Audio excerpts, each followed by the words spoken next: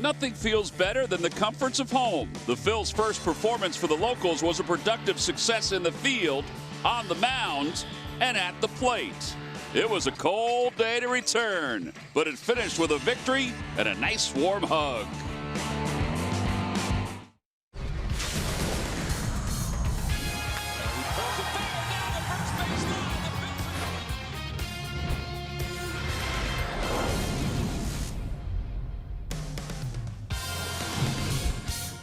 Opening night here at Citizens Bank Park. I know a couple days ago we had opening day. Now it's opening night, and the Be Bold t-shirts being given out to all fans 15 and older coming to the ballpark. Thanks to the good folks at McDonald's. You just add to your selections. It's Weekends with Schmidt, the Marlins and the Phillies, presented by Acme Markets.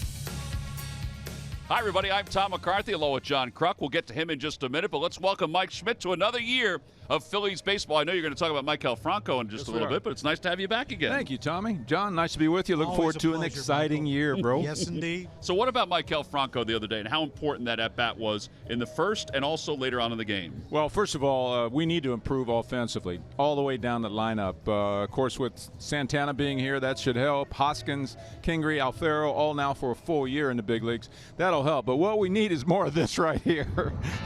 Maikel Franco, Thursday. There it is, 2-run single to get us to a 2-run lead on a 2-2 pitch, and he hits a home run, prodigious home run, I might add, with some serious exit velocity. So that's what we need. We need this guy now. This is a year, I think, a make-or-break year for Maikel Franco. I think you guys would agree with me on that. He's old enough now. He's experienced enough now. And, boy, if he has – I'm not picking him for MVP this year because I did the last two.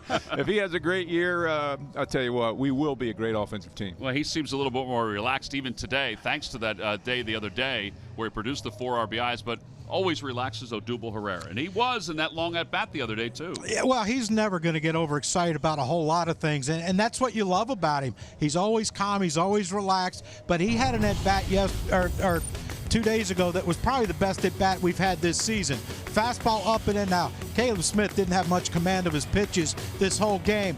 But watch Odubel battle. After he gets behind in a count, he battles. Fouls off pitch, fouled off another pitch you can't handle, foul it off, a slider down and away, foul it off, and then all he did, I'm going to put the ball in play, I'm going to put it in play hard, and I'm going to try to put it in play on the ground. He gets the bonus plan. Hard grounder up the middle to drive in a run, and that was about as good an at-bat as I have seen. But you see what they've done per plate appearance. 4.41 pitches per plate appearance. That's great, Tom, and it's good to see a lot of pitches, but we got to start hitting deep in the order if we're going to contend. Yeah, that's one thing that has been pointed out from time to time over the last couple of days. Phillies are being patient. They got to start driving in a little more runs. So hopefully that continues again tonight against these Marlins. Dylan Peters, tough lefty against the Phils last year against Vince Velasquez. Lineups and first pitch when we come back. Phillies baseball is brought to you by Xfinity, America's best internet provider, according to speedtest.net. By Toyota. The Toyota Camry, Highlander, and RAV4 have something for everybody. Toyota, let's go places. By Citizens Bank, official bank of the Phils. Visit citizensbank.com.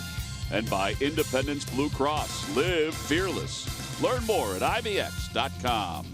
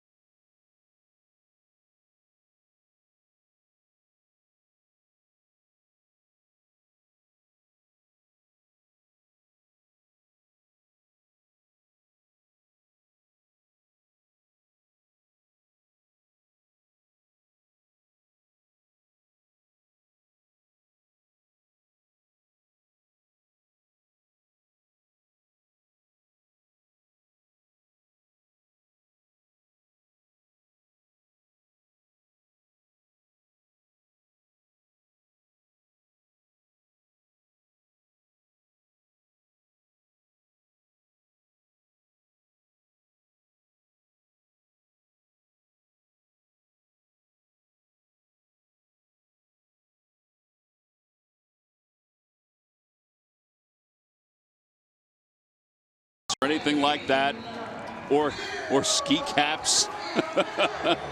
Yep, it's that kind of day again. Temperatures, game time will be in the mid to low 40s. But a Hardy bunch is settling in, getting a chance to see the Phils in their second game here at Citizens Bank Park. Vince Velasquez will take the mound. The Phillies are hoping that he follows what Nick Pivetta did in his start on Thursday. We'll tell you what we're laughing about in just a minute. Let's take a look at the Marlins lineup, brought to you by Xfinity, America's best internet provider, according to speedtest.net. Similar lineup to Thursday.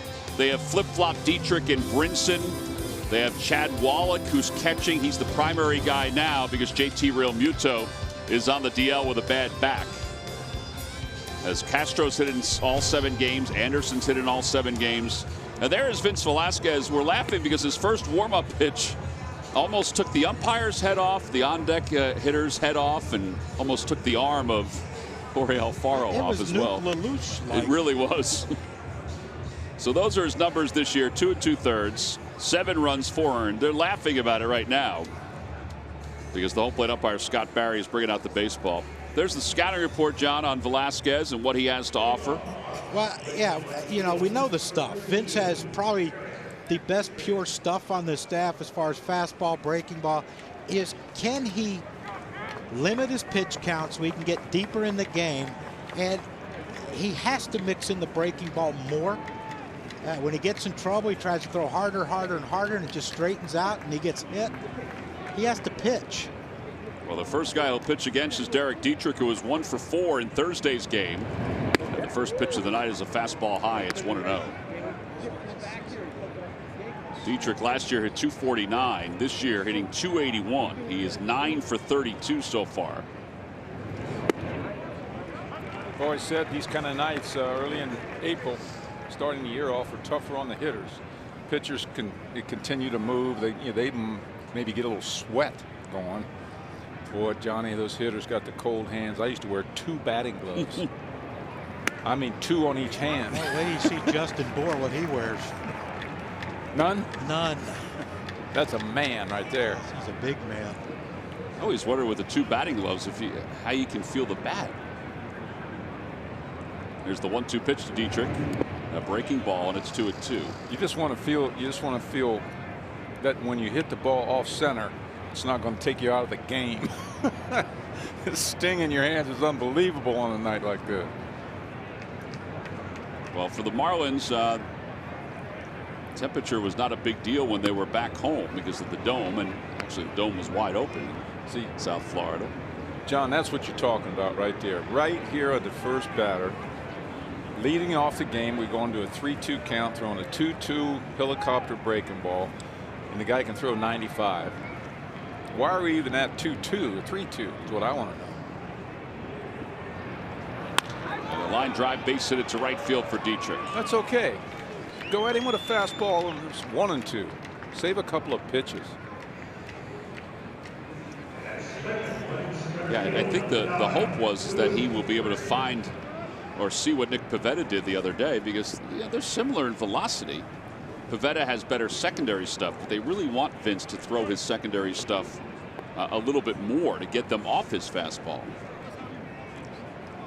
And also, that's all fine and dandy, but if he locates his fastball better, I think that's his issue, is fastball command.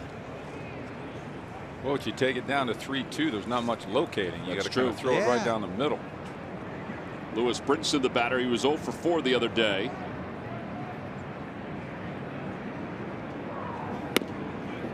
At 94 in the outside corner, it's 0-1. Brinson was a big-time prospect to not only the Rangers but also the Brewers organization.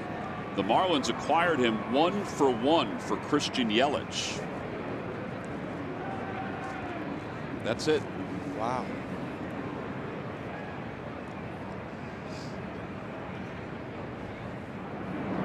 In the dirt, Alfaro is able to block it in front, and it's 1-1.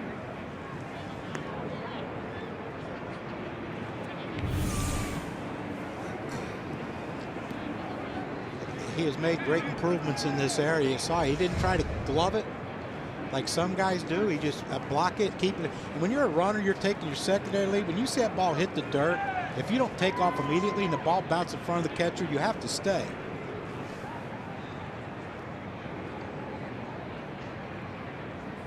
Fastball fouled back to the screen, 1-2.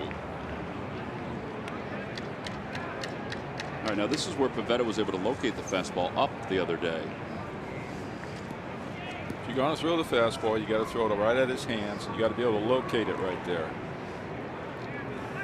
or off the plate inside.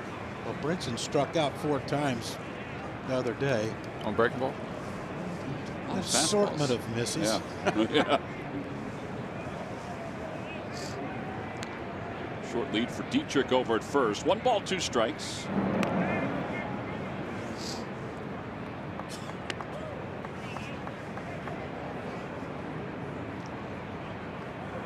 Has he ever played here before? Brinson? Yeah. He has not, no. This is his first time in the big leagues. He strikes out here. He 5 at bats without contact.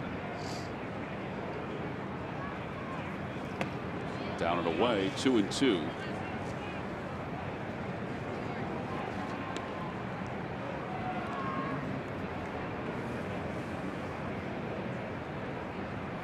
Board said that was a slider from Velasquez.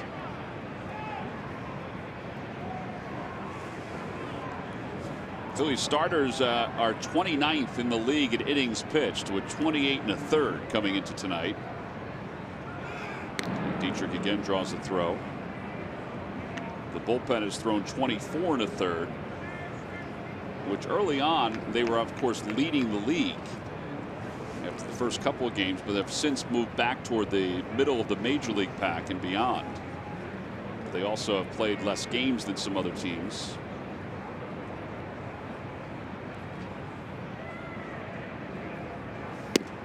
Just off the outside corner, 3-2. You run him, Michael? 2 hitters, 2 3-2 counts. Yes, I run him.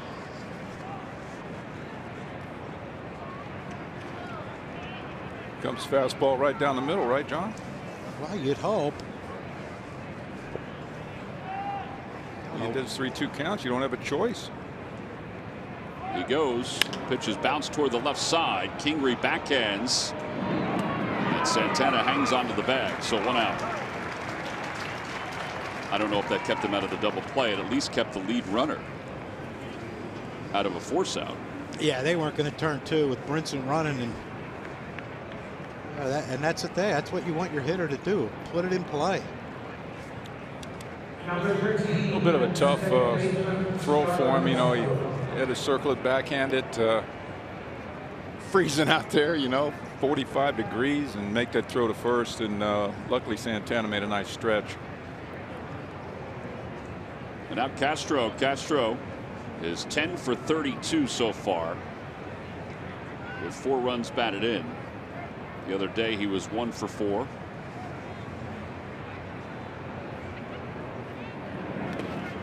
That one slips away from Alfaro. Dietrich's going to third. The throw goes into left field. And Dietrich's going to score. It'll be a stolen base and an E2.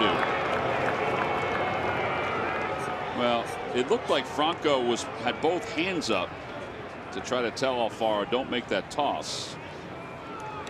But I didn't see that, but I was going to say, if everybody's screaming, don't throw it, don't throw it, don't throw it, he may not throw it because he did not have a chance at him. See, he was waving his hands. Yeah.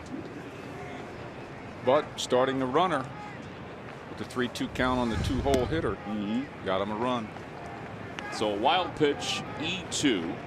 And it's 1-0 Miami, and the count 2-0 to Starlin Castro. We haven't executed that throw to third too well this year. Second time, right? Yeah. Second error of the year. Yeah, Andrew Knapp had one in Atlanta, right? Yep. 2-1. Maybe that'll give him some confidence in that fastball, throwing it right by him on a 2-0 count.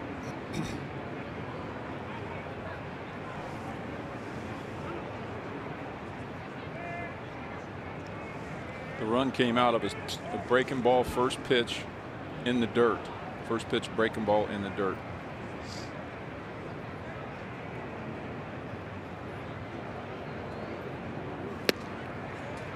Kind of blew it by him again. 2-2.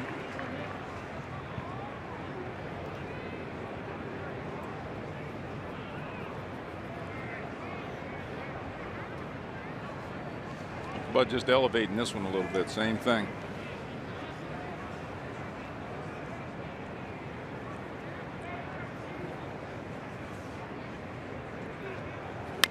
Bouncing ball to third, and it's foul. Came back with a slider.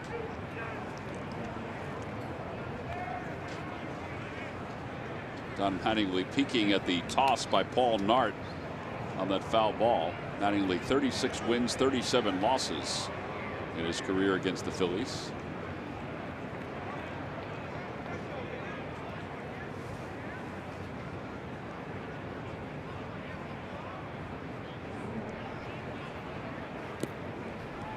Three and two. So 3 straight 3-2 counts. I think this is, I don't want to say it's because of pitch count and, you know, guys, 5 innings is, you know, acceptable for a starter, but like Vince shows 3 hitters now, even to the first hitter, Dietrich, every pitch in his arsenal. Like, you used to go, like, Schilling would tell me that there were some games, if he knew he could locate his fastball wherever he wanted, he might not get to have to throw a split until like the 3rd time through the order. That's good. Yeah, but now, is Velasquez, you think Schilling and Velasquez had a lot in common fastball wise? No. Well, I would think Schilling was like one of those high fastball, Mike Scott kind of pitchers, you know, that just seemed like, how am I going to get on this high fastball? That ball is smoked into the gap in right center field. It's right off the scoreboard, and Castro will get to second base standing. So a 1-out double. But the thing with Schilling is he could locate his fastball in all 4 quadrants. Up and in, down and in, up and away, down and away. And well, one thing I don't Vince think has to figure out somehow to do thing that. I think Vince has is the location on the off the plate inside, for one thing. Well, that ball was outer half, probably 93, 94, and just hit well. Had to give Castro credit, but also, you know, we're all the way into the 6th pitch of the at bat, and he's seen the fastball and made the adjustment. Well, now Justin Bour with a runner in scoring position. And Bour takes a strike, 0-1. There he is, no gloves. He ain't got that lizard skin or whatever they have. That, no, you got a little pine tar. That's just about pine tar and some rosin.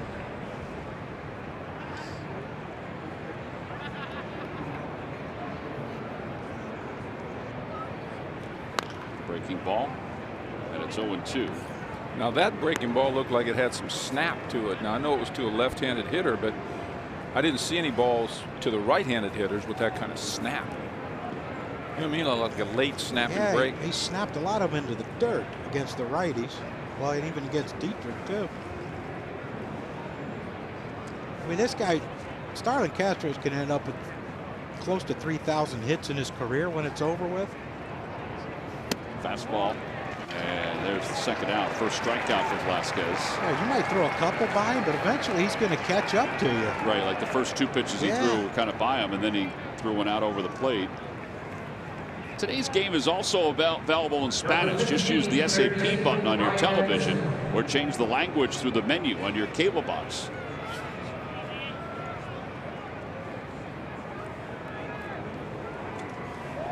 All right, here's Brian Anderson. He's hit in 7 straight games. To start the year, he's 9 for 28.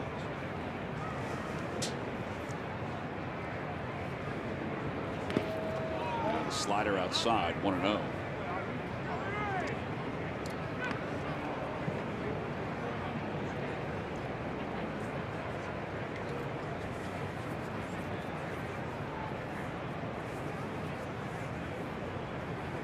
Anderson last year in the minors had 27 home runs. He's got Castro in scoring position with the Marlins up 1-0 here in the 1st.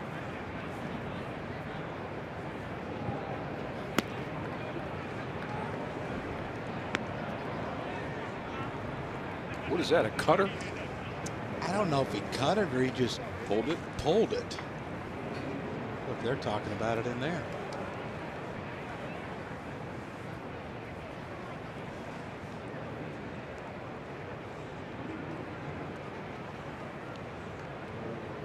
At some point, we're going to have to show Michael Jack the new addition to our out-of-town scoreboard, the trips to the mound. Yeah.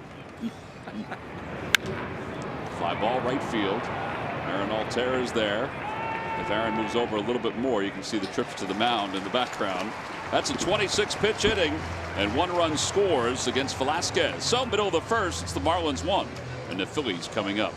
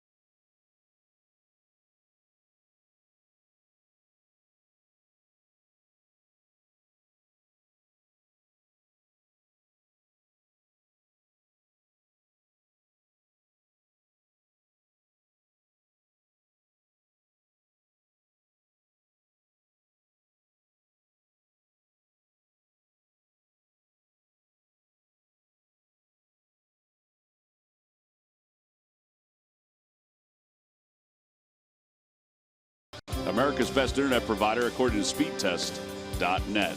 So the Phillies lineup will feature Scott Kingery at shortstop today, and Aaron Altair getting a chance to play right field. See Hernandez, 66 walks. It's the start of 17, tied for the most among National League second basemen. They'll face Dylan Peters. Peters last year for the Marlins was up and down, but he was more up because of his success against the Phillies. 2 games against the Phillies, he allowed 2 earned runs in 13 innings. Yeah, you see his only start this year, 6 innings, only struck out 2. So the ball will get put in play, you would hope. Rick Kranitz and Chris Young chatting with Vince Velasquez.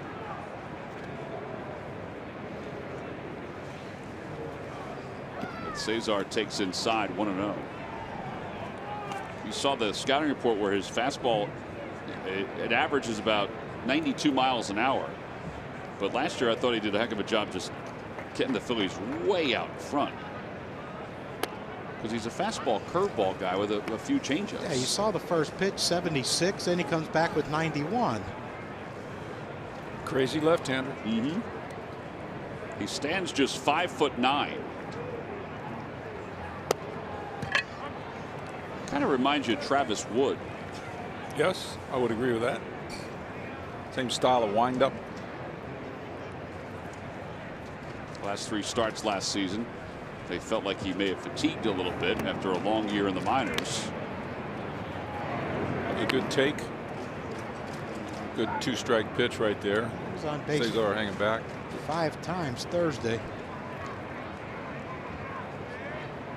Yeah, 1 for 2 with 3 walks. He reached on an error for the second official at bat. Stole a couple bases. Yeah, the Phillies the other day had 4 steals. Last time they had 4 steals was last June. And ball 4. So Cesar's aboard again. That's a nice at bat right there. Nothing to help us more than Cesar in that leadoff spot, really getting hungry for those base on balls. You know, a couple times a game, 1 time a game, that little bunt single, little things like that. Well, 9 steals so far for the Phils. Cesar had not gotten going until the other day, really. And here's Carlos Santana. 2 for 22 so far. It's kind of the same kind of start that Caleb Smith had. And he was all over the place the first couple innings. Said he could not get the feel of the baseball. He said it was just slipping out of his hand. 9 walks.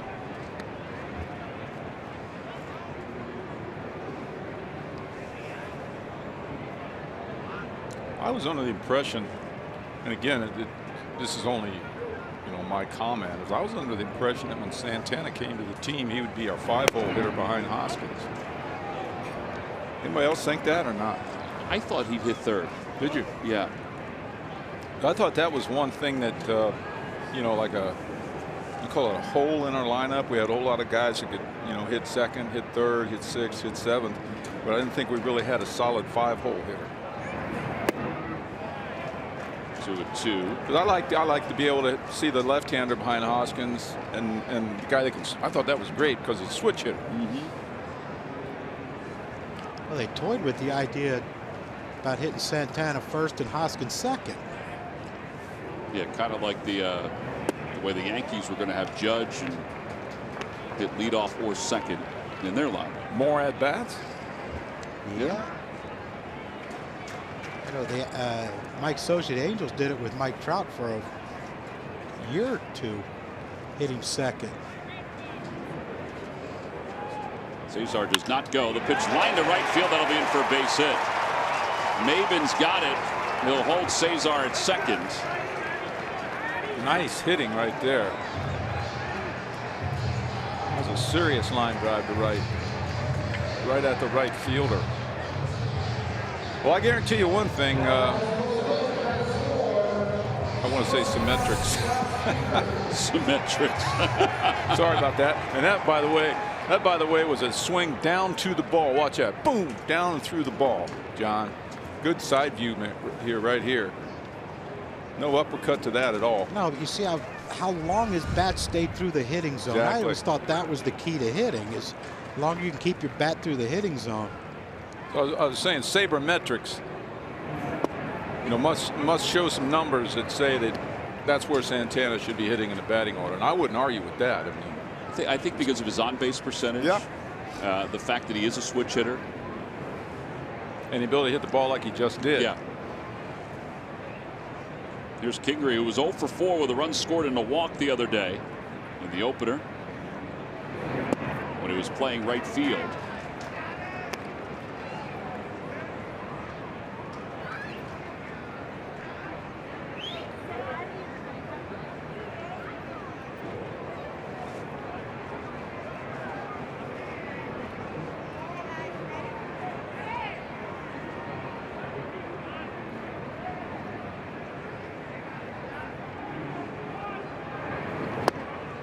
Ball and 2 strikes to Kingery.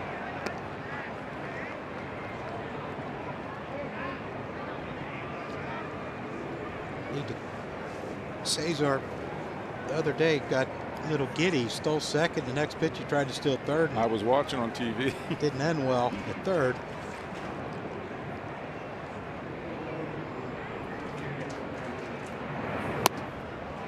There's where Kingery's been a real good hitter in the minor leagues. 2 strikes, men in scoring position like this, time when you need contact. He doesn't go down easy. I hope I haven't fanged him right now by saying that, but he's tough with 2 strikes. They're going to get that breaking ball. What don't you think? Fastball, and he fouls away.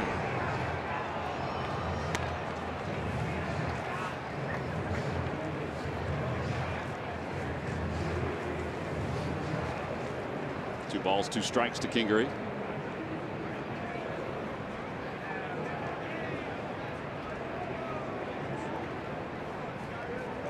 He's up on that bat a little bit. Got a little choke up going.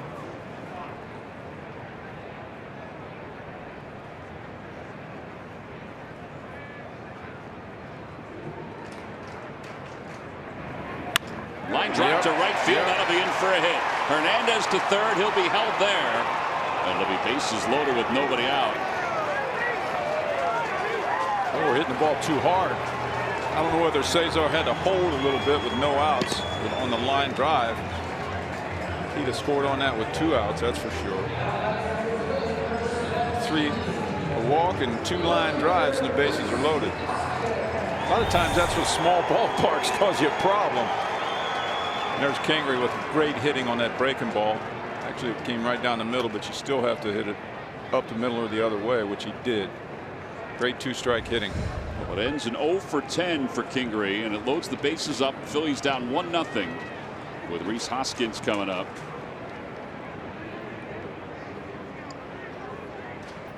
And Hoskins takes low. That's a changeup. He throws that 10% of the time, according to the numbers. He throws the fastball most of the time. The curveball just a little less than the fastball. Well, he's trying to stay away from having to give him a fastball in this situation early in the count. Fastball off the outer edge, 2-0. That's nice patience.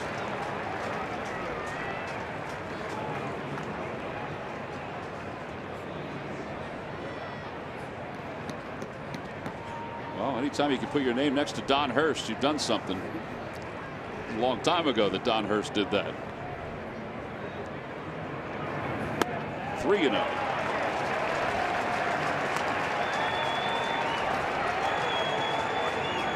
There is no wiggle room right now for Dylan Peters. You ever think you might walk a guy on purpose to walk a run in? Only throw a fastball down the middle. Well, he's got to have the go here, doesn't he? 3-0, bases loaded. I would hope. Ball 4, and that forces in a run. The Phils tie the game up, and the walks just keep on coming for the Phils. 9 on Thursday, 2 already today, and it's a 1-1 game. Visitation, mark it down. Oh, they'll count it off up there on the board. Juan Nieves out to chat with the young lefty. I see it now. Mound visits. We have not reached the point. I think the closest we've gotten is maybe 3. Can you imagine if mound visits has created an actual scoreboard in mound visits? Yeah. There it is.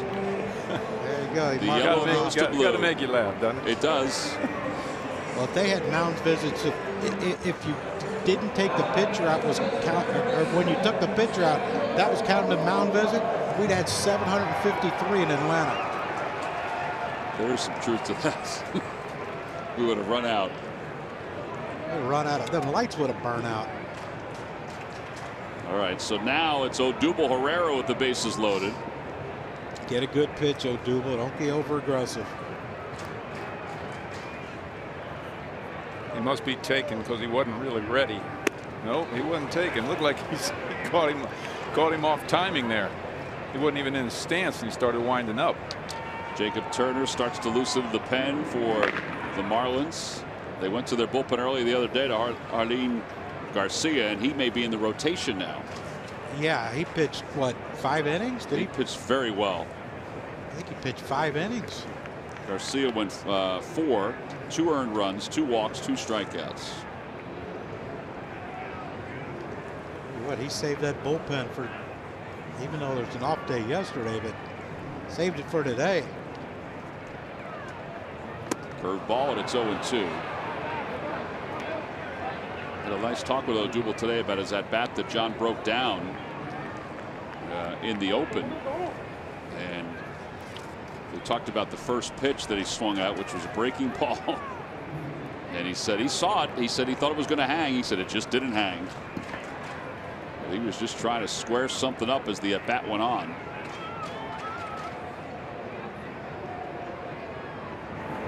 Inside, 1-2. Might be the first time I've seen that. Normally Odubel has a big leg kick, but that time it looked like he had to Chipper Jones one tap and go. Wasn't that big leg kick like he normally has.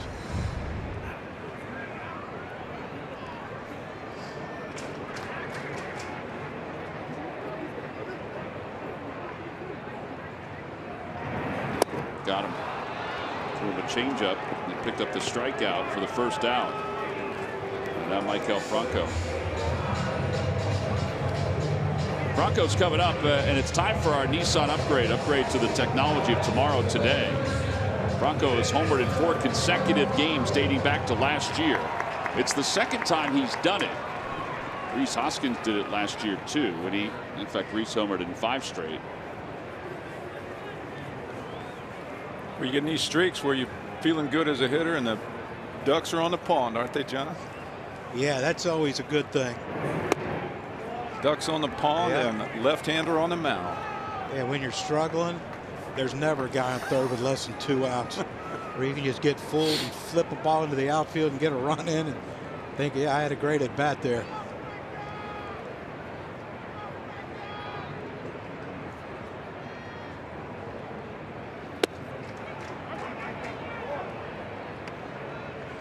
Well, I'd have to think that we're probably not going to see a complete game by either one of these two. I don't think so. Unless we get rain in like the 6th inning. I'd have to start raining in the 3rd. And if there's rain up there, I think it would come down white right now. Yeah, you're right. Bouncing ball foul, and it's 1-2. Peters trying to minimize the damage here. Phillies have scored a run on a bases loaded walk. It was colder in New York, wasn't it? It was cold. Yeah, I think it was colder in New York. I do too. 29 pitches for Peters and 26 for Vince. It's not a good ratio. Curveball popped up.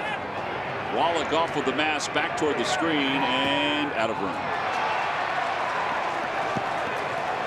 And when you're going good, that one stays in the park, and when you're going bad, that one stays in and they catch it.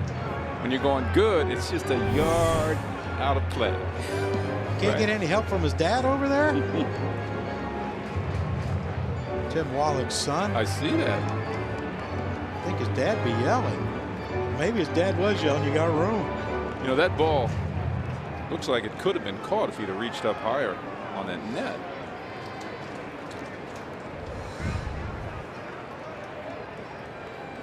Well, let's see if Michael can pay it off.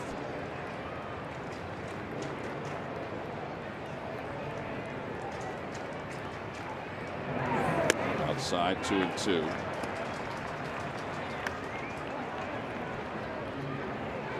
He's thrown a lot of fastballs, and there's only been a handful that have been in the strike zone. Having a similar issue to Caleb Smith the other day. He had that ball up and away to righties. He couldn't. I didn't feel like he could bring it down into the strike zone. Michael pokes it foul. Well, he's definitely gone to the changeup more since his struggles began.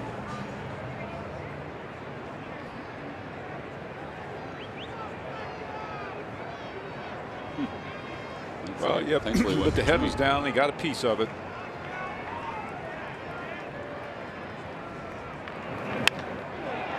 Right past Santana.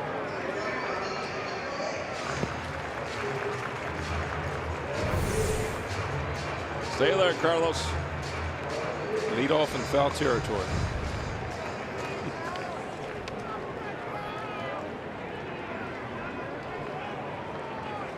Ever seen anybody lead off in fair territory? Why'd they used to say that all the time? Somebody must have done it back in the day. Yeah, someone had to be that not smart. In the air to left field. That's well hit. Dietrich just turns. It is gone! Grand slam for Michael Franco.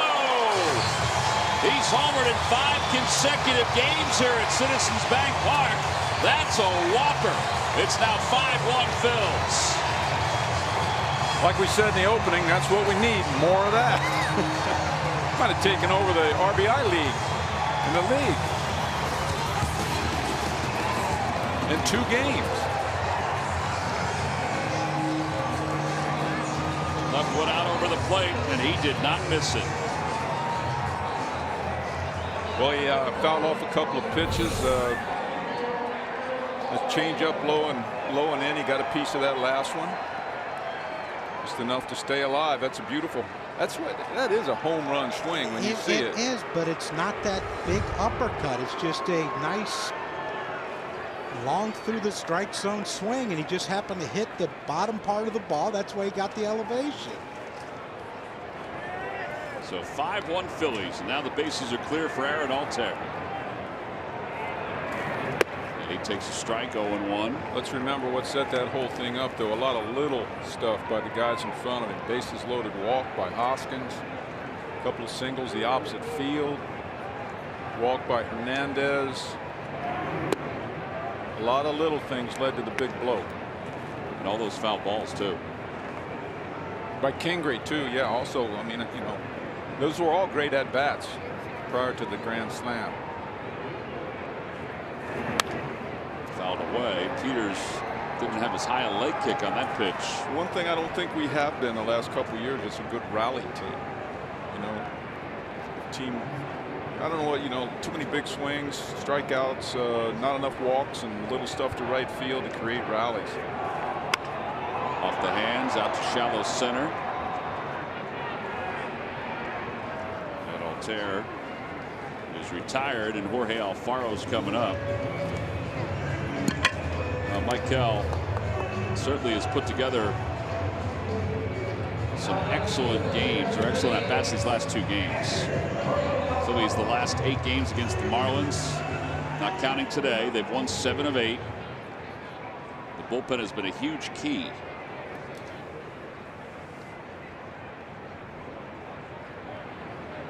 Amazing how everything can change in a couple at-bats, isn't it?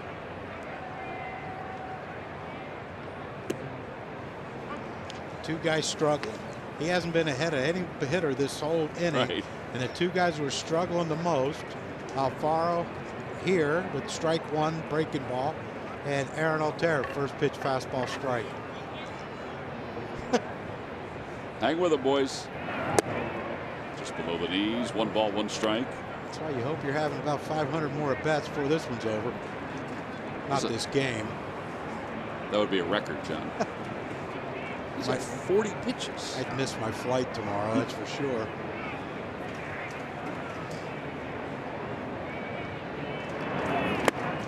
What a 2.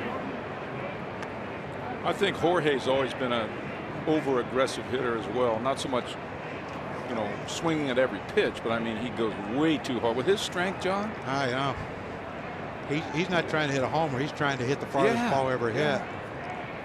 Oh, in spring training, he took a nice, easy swing, hit some home runs. But we did a game where he hit one, nice and easy.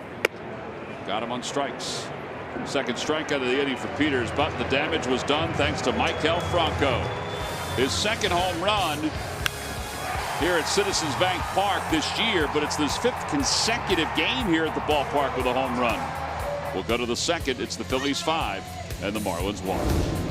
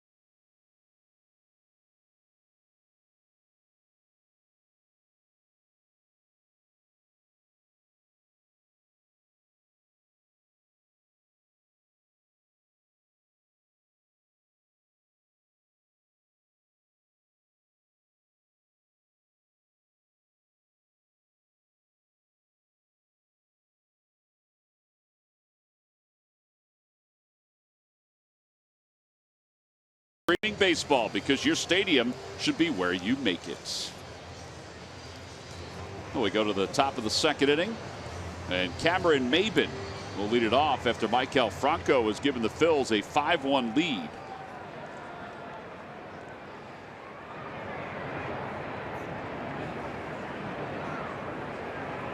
Cameron Maben in game 1 of the series 0 for 3 with a couple of strikeouts. And a first pitch is in there for strike 0-1. Yeah, I think having spring training in Florida and their first 6 games in Miami, they didn't look like they were that enthused about playing in that cold weather. Outside, 1 ball and 1 strike. Yeah, their at bats. Well, and Nick was in control of the strike zone too, but their at bats were quick to a certain extent.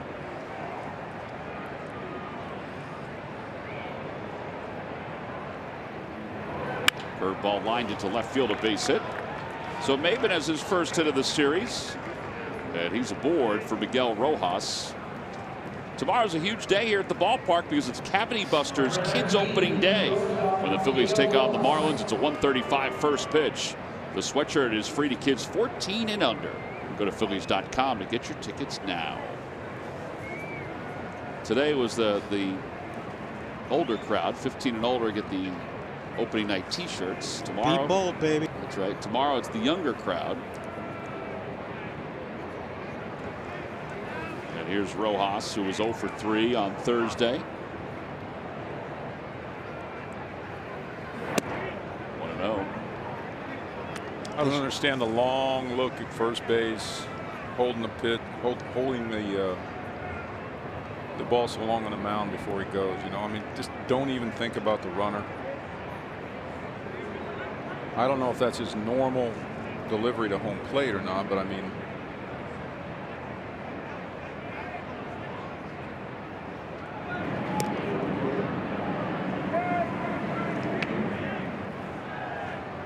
well, that comes from the dugout, right? The throwovers. Yeah, throwovers come from the dugout. Yep.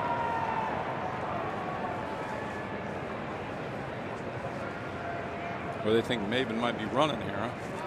Well, Second inning.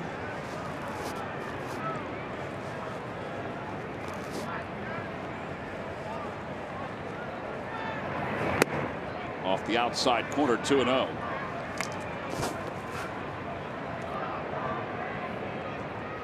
Just asked the home plate umpire if that pitch was up. I think the dugout was wondering where it was too.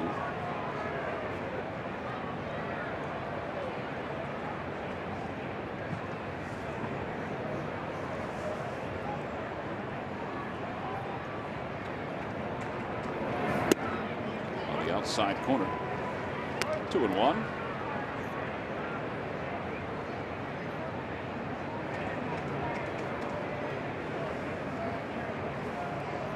Good looking bats coming up here from Miami. Pine tar.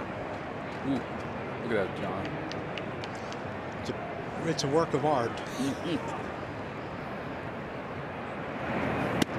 We used to put pine tar like that even if it was a brand new bat. Make it look like one we used about 40 at bats. Chad Wallach's bat looks like he's shaved it down a little bit at the handle. There used to be a rule you couldn't have it, you know, remember old George Brett's incident? Right. There used to be a rule you couldn't have it up to the label on the bat. I think there is still a rule. I just don't know if it's enforced. No, it's like the fashion police rule. You know, you're supposed to wear red spikes, wear white ones. It don't matter. Just want everyone to be comfortable, Tom. Get in your comfort zone. Right, because if you're comfortable, you're going to perform better. That's right. What's the word for that kind of chatter? Facetious? Tongue in cheek. Full of it. Keep him close, baby. Keep him close.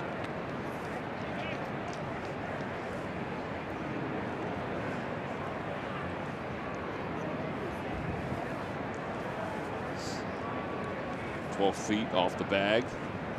You notice that, Michael? We got that new Mike, technology now. Yeah, we have new toys.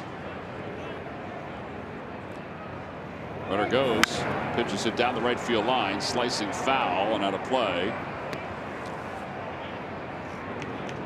So what is the optimum number of feet before we know a guy's stealing? Well, 12 has been the farthest, right? It's been in the happy area, 12. Yeah. 12 to 14 was, he wasn't even at the end of the cutout, was he? We haven't seen 14. 12 has been about the max. Well, you need to take a tape measure down there and measure from the bag to that cutout point. You know, that point right there. He's not even to the end of the cutout. And right through the hole on the right side as Cesar was going to cover. Over to third goes Maven. Man, that was a thing of beauty. Hunker down, boys. We could be here a while. I mean, they ran that like a hit and run. It's a good piece of hitting right there. Shoot that ball right where Hernandez was playing.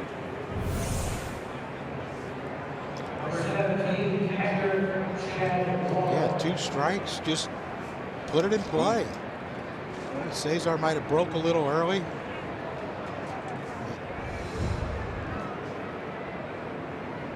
Well, Chad Wallach did not play on Thursday. With JT Realmuto battling a sore back, he was has basically taken over as the lead guy behind the plate. But Brian Holiday started on Thursday. Chad Wallach was originally drafted by the Marlins and then eventually was traded to the Reds, but then brought back by the Marlins when the Reds waived him.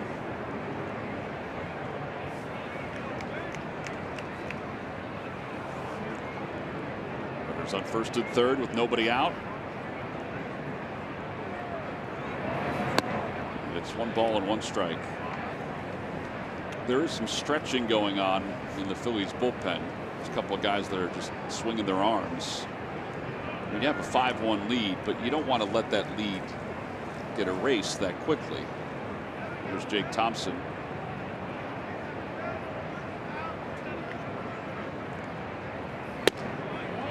You have the bottom of the order up. Got to challenge these guys.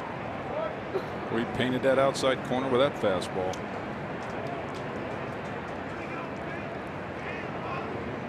Milner.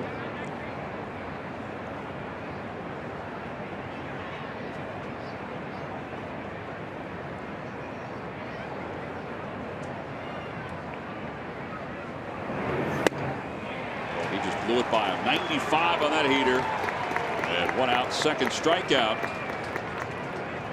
Velasquez looks like he was a little mad out there. He added a couple miles per hour to that fastball. It was right down the middle. Here you'll see it right here, but I mean it was thrown mad. You know, like when you make a double bogey and that tee shot on that next tee, you hit it 20 yards farther than normal.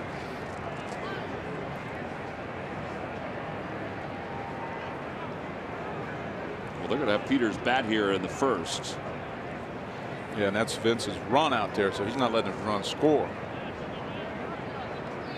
0 for 10 in the big leagues, 0 for 14 in the minor leagues.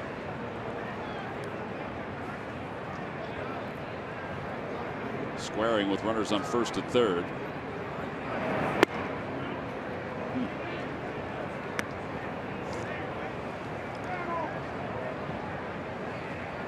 Freddie Gonzalez, veteran third base coach.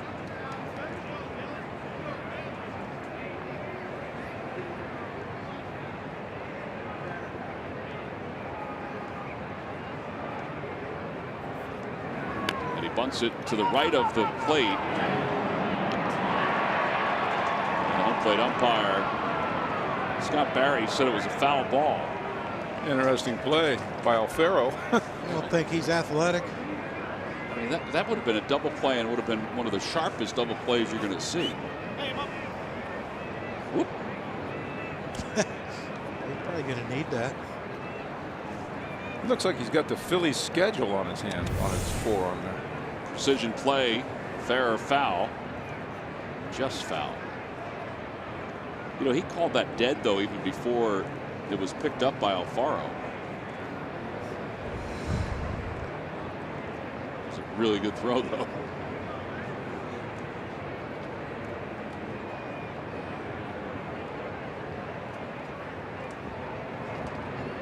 Runner goes from first, pitch is butted foul, and it's 1-2.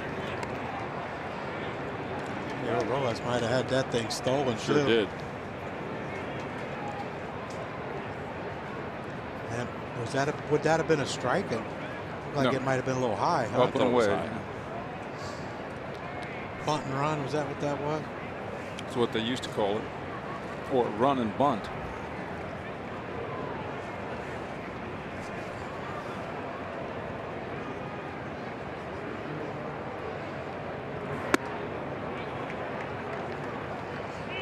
And that's a difference in, you know, a team that probably is going to struggle a little bit. If he takes that pitch, now with that pitch, it'd be 3-1 instead of 2-2. Whole different, you know, set of different things you can do with a 3-1 count as opposed to a 2-2 count.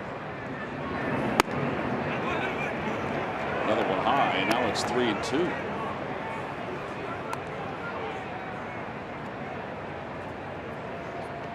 Can't let this guy get on. He's giving himself up, basically. It's 5 full counts now for Vince.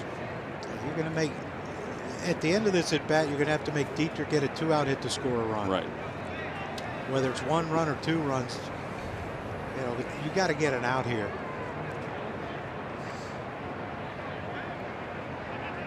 Peters squares again, 3-2 pitch. And he bunts it in the air, foul, and it's a strikeout. So 3 strikeouts for Velasquez. And runners remain at first and third now with 2 men down. And here is Derek Dietrich.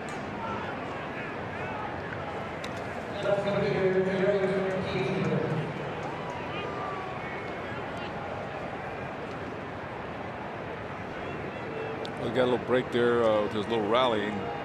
The end of the lineup coming up, that helped out a lot. I'll tell you, it was interesting. You saw when that ball got popped up, Alfaro made a mad dash for it, and Santana told him, look, you don't want to run over there and try to make a dive and catch it, possibly let Maben tag up.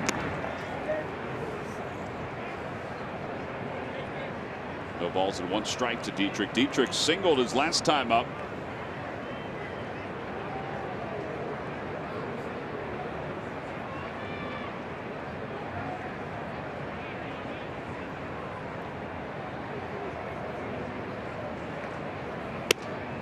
Try to breaking ball again, 1-1. This is what John was talking about. As soon as this ball goes up foul, you're done. Just go back to home. But what if he makes a sliding catch and his momentum takes him, and maybe not. Maben could score, but Rojas could possibly get the second.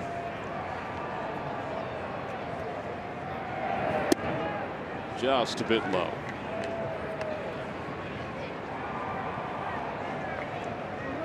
This the 4th inning.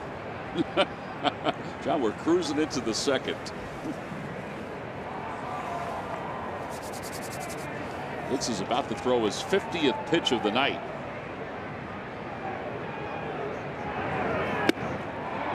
Two and 2.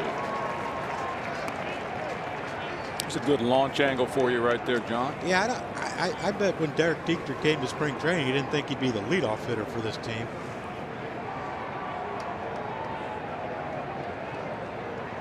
That has to be a record. 92 combined pitches. We're not even out of the top of the 2nd. 2-2 pitch.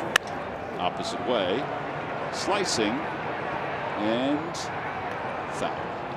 I'm sure we could find out at the end of next inning what the record.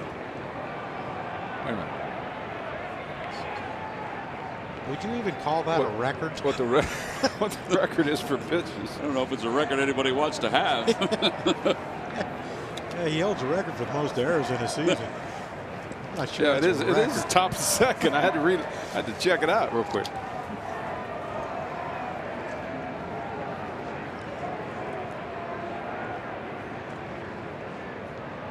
I guess the good thing is if you're going to play a game this long, it is cold. Facetious, Michael. That was facetious. 2-2 pitch. Ooh. Inside 3-2. So that's the 6th 3-ball 2-strike count for Velasquez. 6 out of the 10 hitters. Yeah. And hence 52 pitches. I don't know how does it hit Dietrich? Right over his leg. Went in between that guard and his hip. Runner goes from first. Pitch is hit in the air to shallow right field. Aaron Altair comes in. Cesar is out. Cesar's under it. Makes the catch, and Velasquez is able to work out of this jam here in the second. No runs, 2 hits, and 2 men left. Middle of the second, it's 5-1 Phils.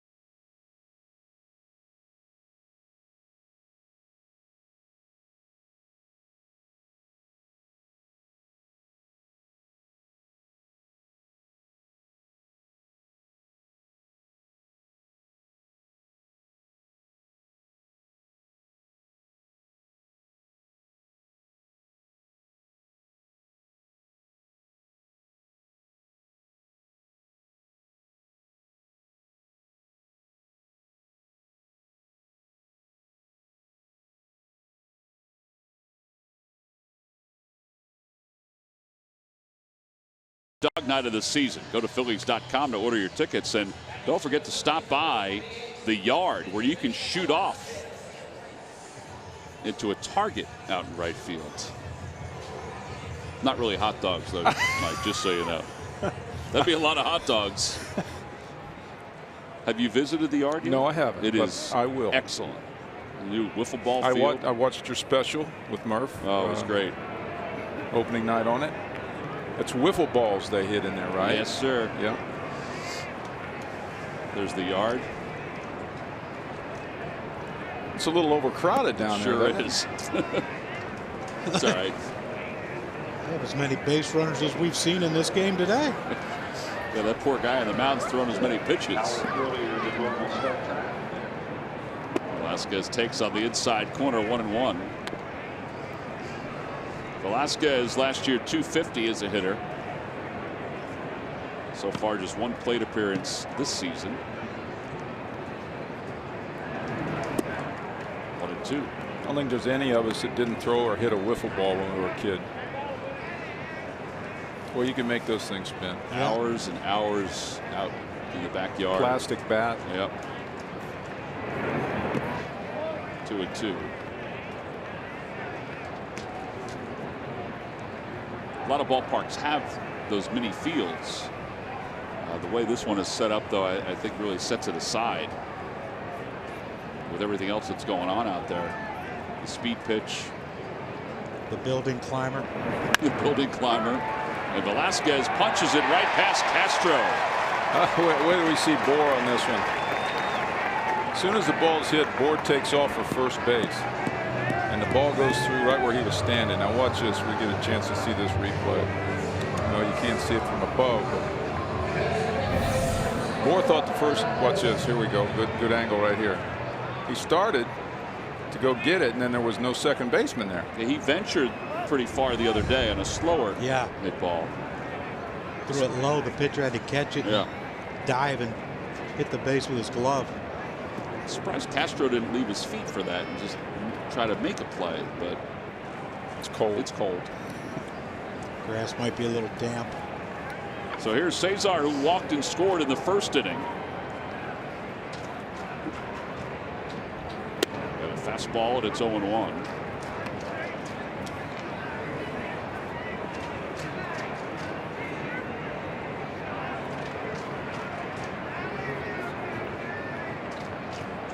How about the day glow? The fashion police, what would they think of that? Bouncer back toward the middle. Castro has it, steps on the bag, turns the double play. Dayglow's big now. Cespedes with the Mets. Loves that Dayglow, doesn't he? Yeah, he has the sleeve. The regular season is here. Take the Phils on the go so you never miss a moment with the NBC Sports app. Stream every one of our broadcasts of the Phils, Flyers, and Sixers. Download the NBC Sports app on all of your devices. You have the app. You got a chance to see the Flyers win today, big over the Rangers. Does that put them in the playoffs now? There's been so much confusion with that. They are now in the playoffs.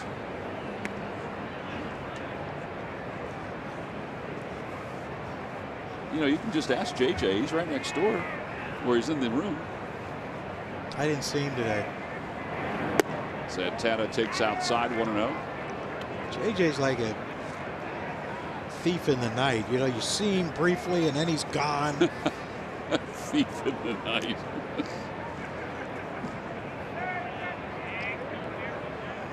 (2-0) inside, 3-0 to Santana. I think in the 2 games I've done here, I've seen him twice. It's just been, hey, Crookie, hey, JJ, that's it. Boom.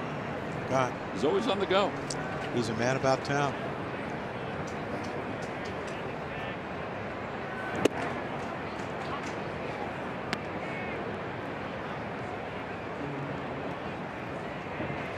King Ryu had a base hit following Santana's hit in the first. On deck. Bouncing ball foul past Dusty Watson. He tried that quick pitch air too on Santana. Santana looks like a real comfortable hitter right-handed. We haven't seen him much I haven't seen him much right-handed, mostly left-handed. We haven't seen many of them. No, and even in spring training, we didn't see a whole lot of right-handed. Curveball bounced over to third, picked by Anderson. And that wraps up the second inning. No runs, 1 hit, nobody left for the Phils. Much quieter second for the Phils. We move on to the third. It's 5-1. Phillies on top.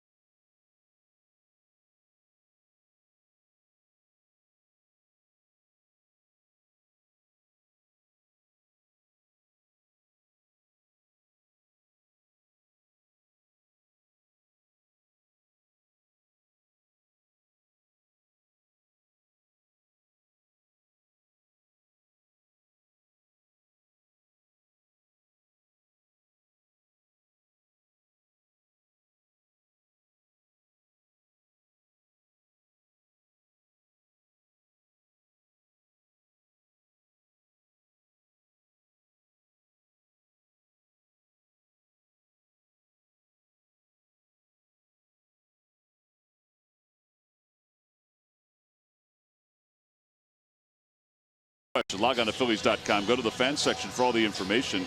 Please submit your answer on the subject line. Guys, here's the question. What Marlins player has the most home runs in a month, in the month of April, in franchise history? What Marlins player has the most home runs in the month of April? Answer will be revealed a little later on. The logical answer would probably be look at that sign. I got Murph's head on the sign. Yeah, I still want your job. And Ben's hair. Well, we can accommodate one of those. Murph, how about they don't want your hair? Well, that's okay. He can have my job, but he can't have it for about 24 years, if that's okay. Wow, that would make you 80. Not quite. Oh. Tell you what, Murph, if you're going to be here for 24 years, you're going to be going to a lot of our funerals. Well, just so it's not during the baseball season, then I will, yeah. Well, you should hope. Hey.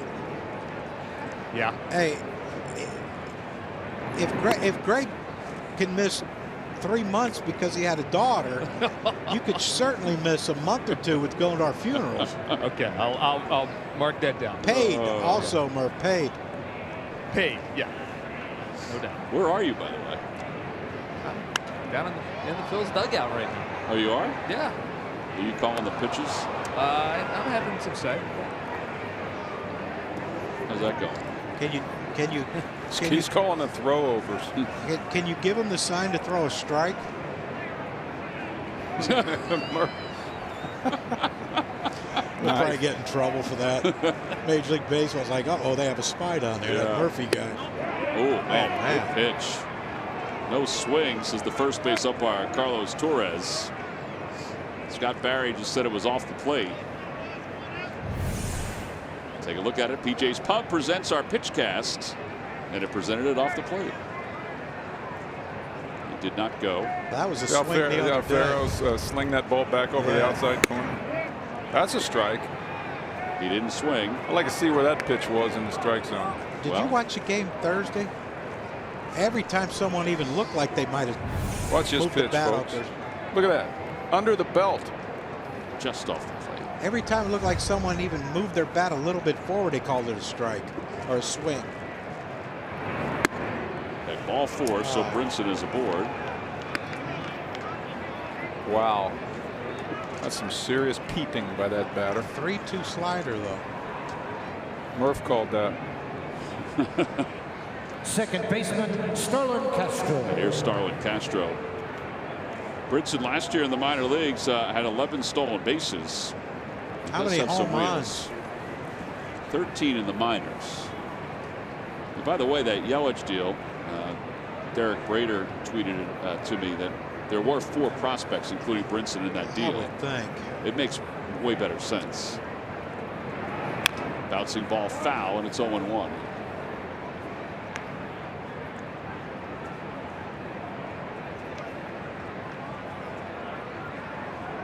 Castro doubled his first time up.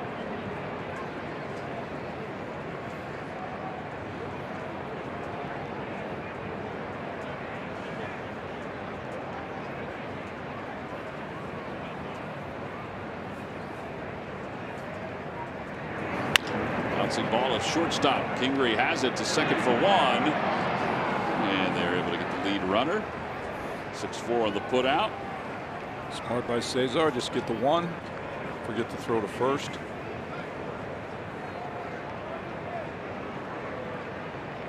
And here comes Justin Bour.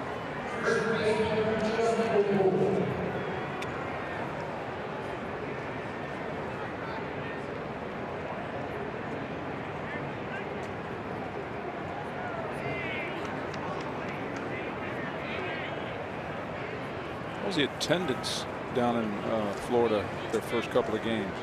From a distance, it did not look good. Right. And as John mentioned, I think on our last road trip, they had some good teams in the Red Sox and the Cubs. Wow. And teams that travel well, too.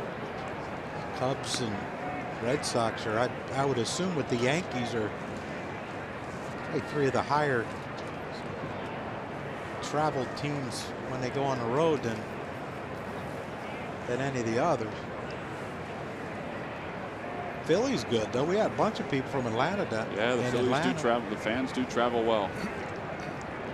That's the second wild pitch, by the way, for Velasquez in this game. And Bour lines it out towards center field. Odubel is there. And Castro goes back to second. 2 outs.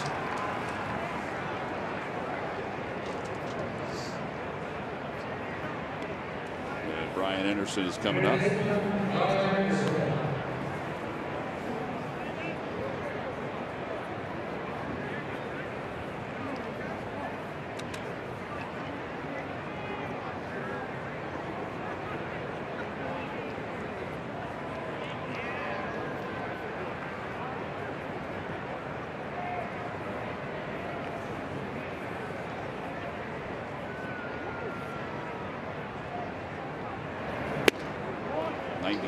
On the heater, and it's 0-1. Vince needs a couple of low pitch innings here to get himself to that 6th, get through that 5th, so he can get that victory.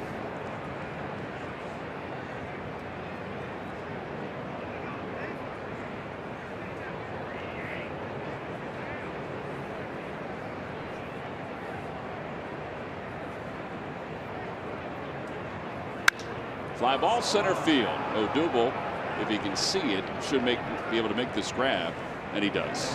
Barely has to move. Velasquez allowed the leadoff walk, but that was it. Middle of the third. Scott Kingery will lead it off when we get back.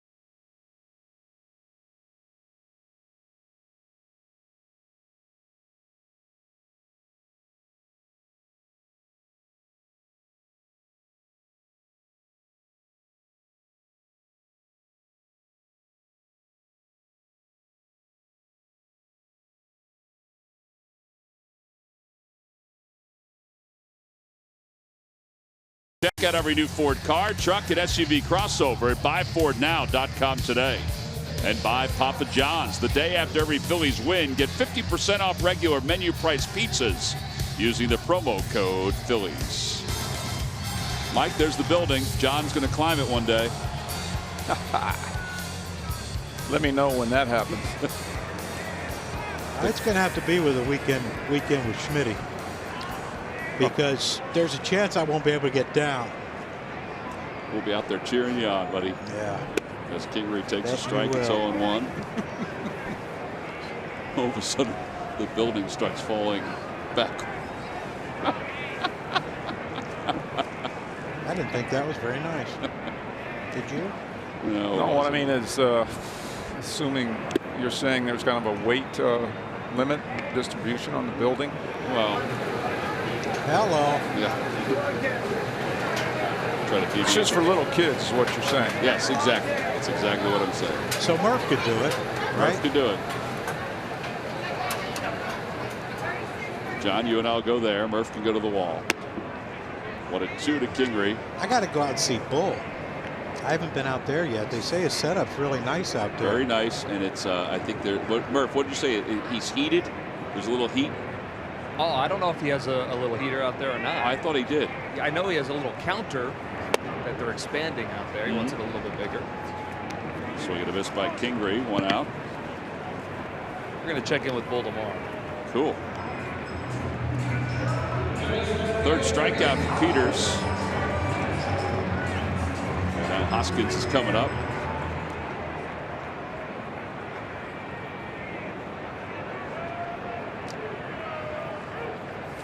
Could you have played with the hood?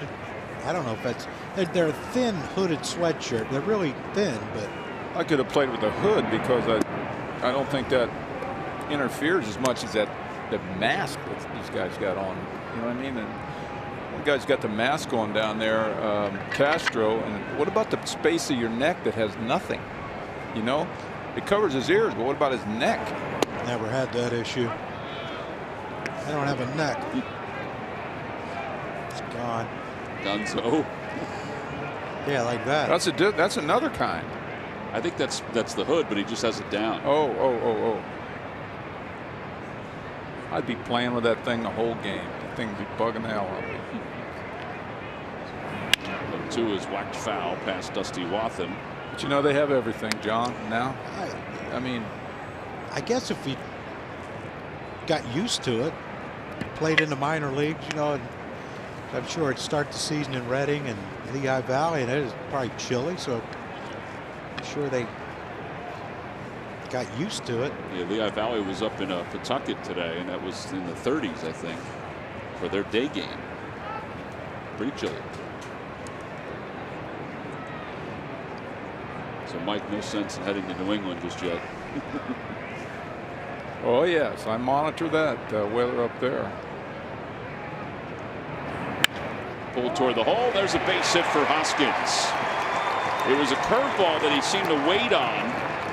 Yeah, he did. He kept his hands back, and very poor pitch by Peters. I know he wanted to bounce that ball. 0-2 count to Hoskins. He hung it right over the middle of the plate. Good old ground ball between third and short. Yeah, boom. Just want to be glad he didn't get that one up, huh? At what point are they going to really overshift with righty hitters? Seems like it's the lefties. Yeah, Well, the problem is if you put the shortstop in left center, you know, like they do the second baseman, what's he going to do on a ground ball? No, but I mean, put him in the dirt, but move him way over, move the second baseman over to where Rojas is playing right now. Well, they do that, don't they? not as often. Not as often. I think Odubel's caught in between today. He's a little tardy. Little tardy. Could be because of the cold weather. He'll figure it out.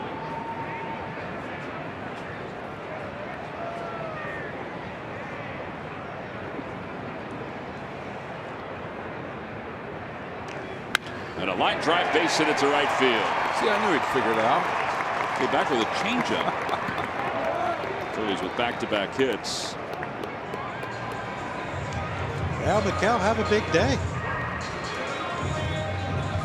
Well, Mikel provided us with tonight's Coors Light refreshing finish in his last at-bat. There it was. That's just a classic home run swing. Yeah, all four of his grand slams have come here at Citizens Bank Park. And Murph, Mike said in the open, Philly's going to have success. They need this guy to be as hot as he's been these last two games. Absolutely. Second time in his career he's had 4 RBIs in consecutive games. He had 4 yesterday, obviously 4 today. And yeah, swinging a hot bat. He has 5 hits this season, guys. 4 of them coming against left-handers. And John, you and I were talking about it before the game.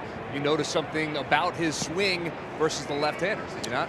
Yeah, it just looks like he sees the ball better, of course, but it just seems like he stays on the ball more. There's not as much give with his front hip. Like with the righty pitching, its front hip flies out. See how he's keeping it in? It's staying more in. Like with a righty, a lot of times that front foot will open up and it'll open up his front hip, and you pretty much have lost all your power. But against lefties, I guess because it's a different angle, he keeps his hip locked in a little longer. He had beautiful swings Thursday off the lefties. You know, John, we've talked about how he's closed up his stance a little bit, but you know, he struggled against left-handers last year. So, you know, obviously it's a very small sample size this year so far, but do you think that closed stance could have a difference? I hope, because like Michael said, we need it. We need him to be, we need everyone on board to have really good offensive years, but, you know, he's a guy we're counting on, the Phillies are counting on to hit in the middle of the lineup and drive in runs. Bouncing ball foul. Here's the home run swing one more time. Watch that front hip. See how it stays in? I mean, that's, if he can do that against righties, everything's going to be good. Oh, I like that green line. Little stat cast for you, Michael. 101 miles per hour is the exit velocity. I love that green line on the tee shots in golf, you know. We brought technology to the baseball field. 2-2 to Franco. Runners on first and second, 1 out. Curveball, 3-2. I'm going to tell you from experience, when I played, and you played toward the end of when I played, you know how much easier it is for a right-hander to hit a left-handed pitcher than it is for a right-hander to hit a right-handed pitcher. Yeah. And you can relate to that from the left side. Absolutely. But you'd still like to have the same mechanics, especially with your lower half.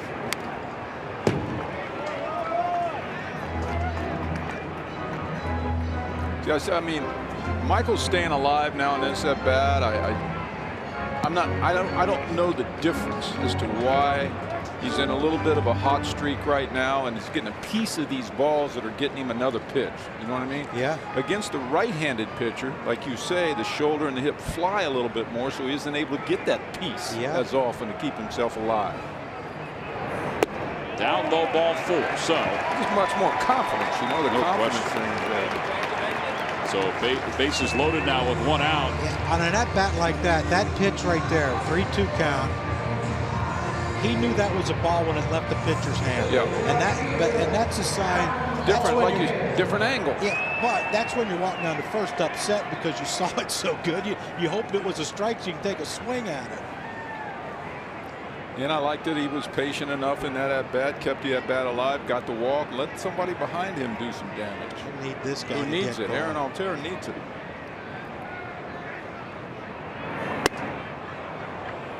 Oh, 1 to Aaron. He fly to center field his first time up. Let's see where the base runners are. You got to give Peter some credit. At 73 pitches, bases loaded again. He's been in some tough situations. Darn near pitched the whole game already. High stress pitches.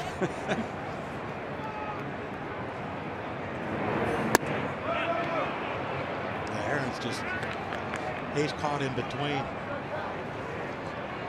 Yeah, he wants to get that bat moving with the bases loaded.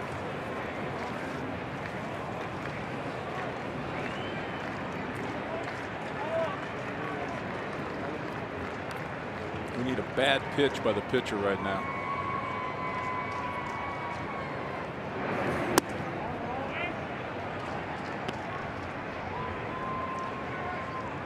He's thrown 75. I'm assuming most of them. You need a bad pitch in the zone. Yeah, we need to like hang a curveball or, you know, challenge him with a fastball knee high or something like that, you know, to get him going here. There you go. In the air to left field. Going there you back go. on his D-trick. It is gone! Second grand slam of the night for the Phils.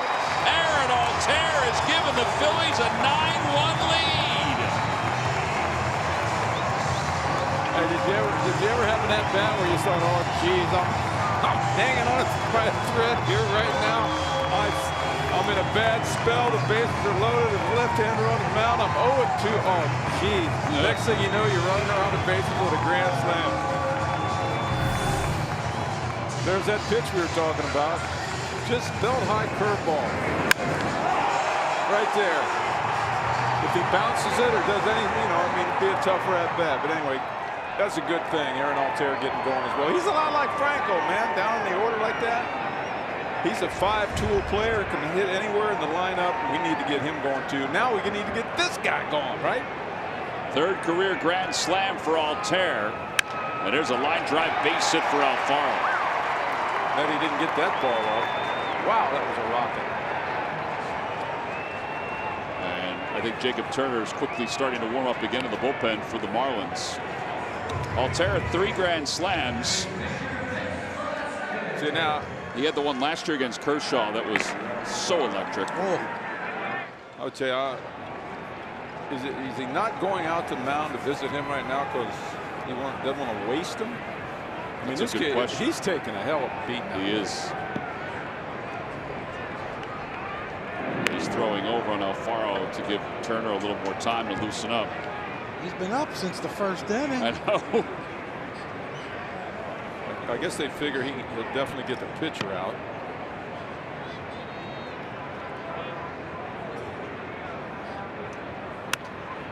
Velasquez fouls it away. Phillies last time they had 2 grand slams in a game was back in April of 2009 against the Washington Nationals.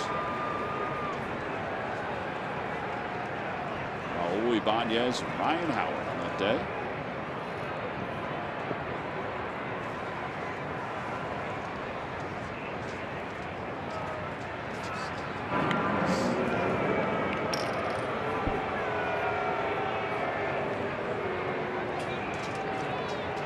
Those throw-overs, as you said, are designed to give the guy in the bullpen a couple more pitches, huh?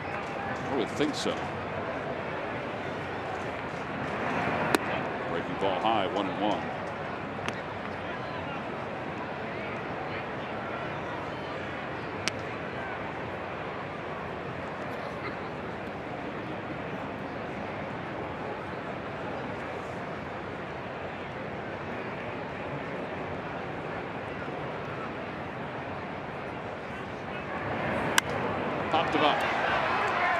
Pollock over toward the Phillies dugout. And now 2 outs. And to the top of the order for Cesar.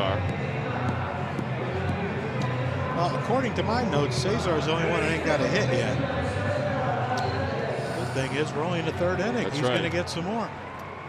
We might as well get it here, get out of the way, right? Could be looking at 6 at-bats tonight. Santana, Kingery, Hoskins, Adu. Your notes are right on, big boy. Yep. Altair, Alfaro. And Velasquez. And Vince. Cesar will get one here. Look, about a double in the right field gap. Right center.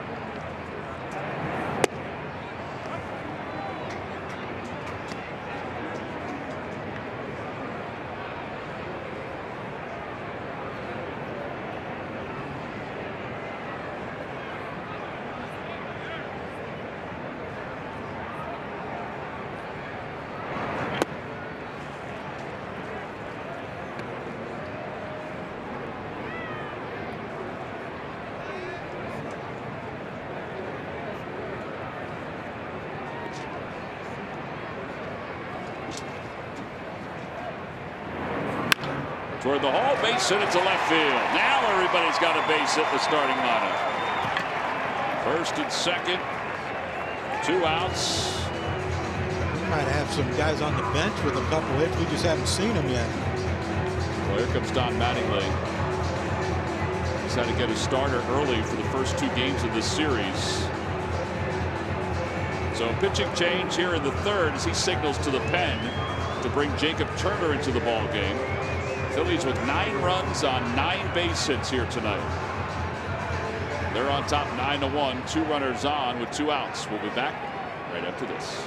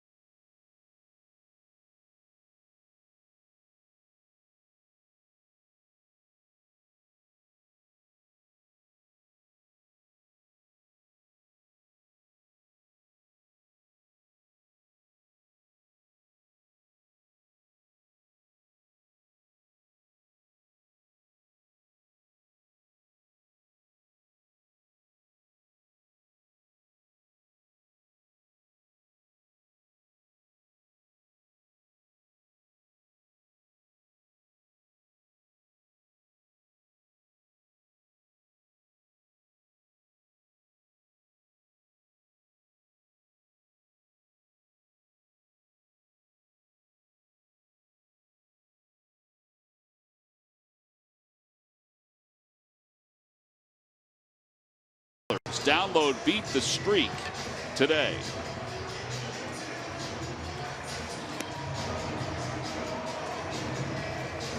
Well, Phillies are on top 9-1. We've got a pitching change. Yeah, it's been a pretty good year so far for the Phillies and their Philadelphia fans. The Eagles won the Super Bowl. Villanova won the national championship. The Sixers, after their win last night against the Cavs, I mean, they're surging right now. And the Flyers have made it to the postseason. Maybe he took in both games today. Can the luck wear off on the Phils a little bit? Maybe.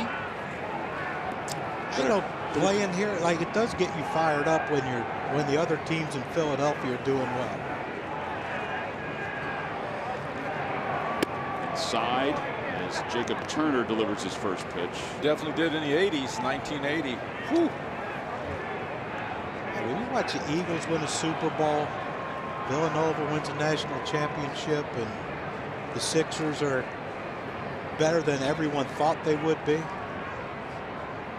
They jumped out to that lead last night at the half, scored all those points in the first half. Oof. Photo pitch to Santana. Popped him up. Starlin, Castro, and Bohr are there, and Castro makes the catch. But the side is retired. 9 men come to the plate in the inning, and the big blow, a grand slam for Aaron Altair. That ended an 0 for 17 for Altair. It also gave the Phils a 9-1 lead as we go to the top half of the 4th inning.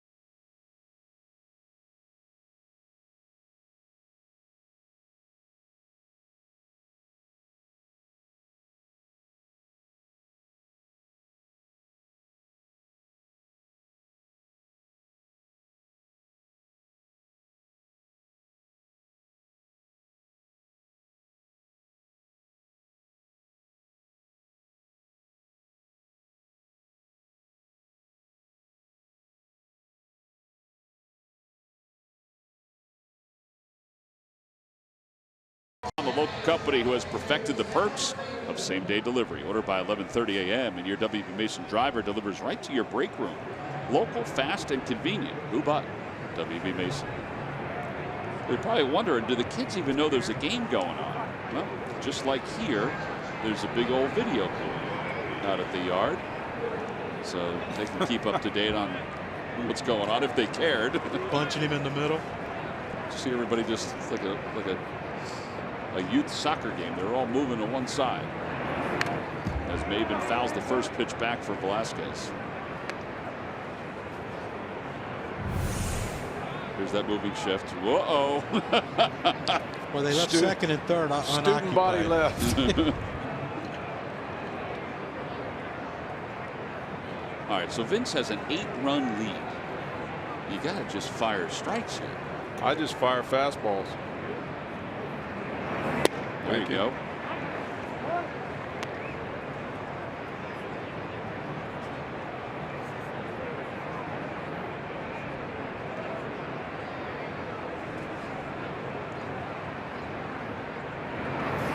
Yep. Strike 3 called. 4 strikeouts for Velasquez. I can honestly tell you this: there's nothing worse than playing in the cold weather. After 3 innings, you're losing 9-1. Takes the starch out of the next AB, doesn't it? Sure does. You're already into the bullpen. Miguel Rojas singled his first time up.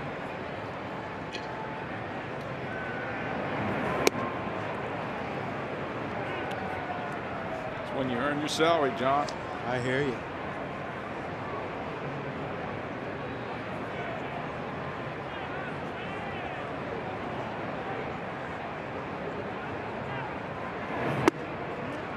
Tony Gwynn always used to tell me, when games like this you're getting blown out, you sit in the dugout, you're like frustrated, like this stinks, you get them tomorrow type of deal.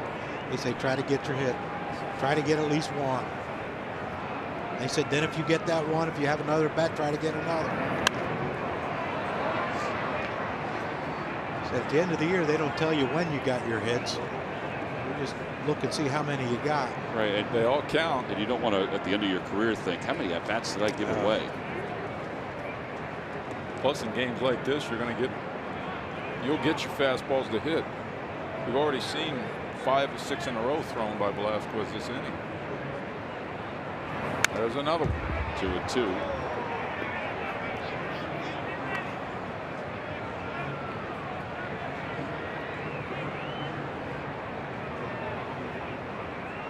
Vince, in his last outing, just went 2 2/3, allowed 9 hits and 7 runs.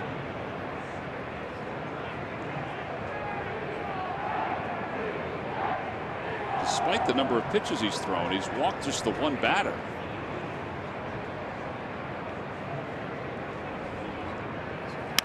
Fly ball left field. Hoskins out there.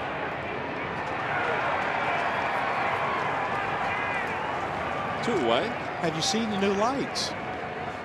They're supposed to be the way they can angle them that the sun or the lights don't get in the outfielder's eyes. They're supposed to be similar to Atlanta. They actually look a little different, don't they, than Atlanta? Atlanta, they darkened them during the game. And everybody, as they're thrown with the flashlight. Yeah, told everybody to put their flashlight on their phone. It was in between innings. They were playing a song. Yeah. Foul to the right. I don't know, but Vince looks more freed up right now. Now he should be with, a 9-1 lead. Doesn't it look a lot different than the first couple innings? Yeah, 7 full counts to the first 11 hitters for Velasquez. He's almost pitching right now, just pitching to contact. It's almost like, all right, boys, let's see. Me and you. My fastball against you guys. You know it's coming. I got a 9-1 lead. Let me see you hit this thing. And early in the game, it seemed like he was pitching away from contact. Meaning afraid to make fastball right down the middle. That pitch right down the middle. Little of this, little of that, little of this, little of that. Before you know it, he's got 50 pitches in 3 innings.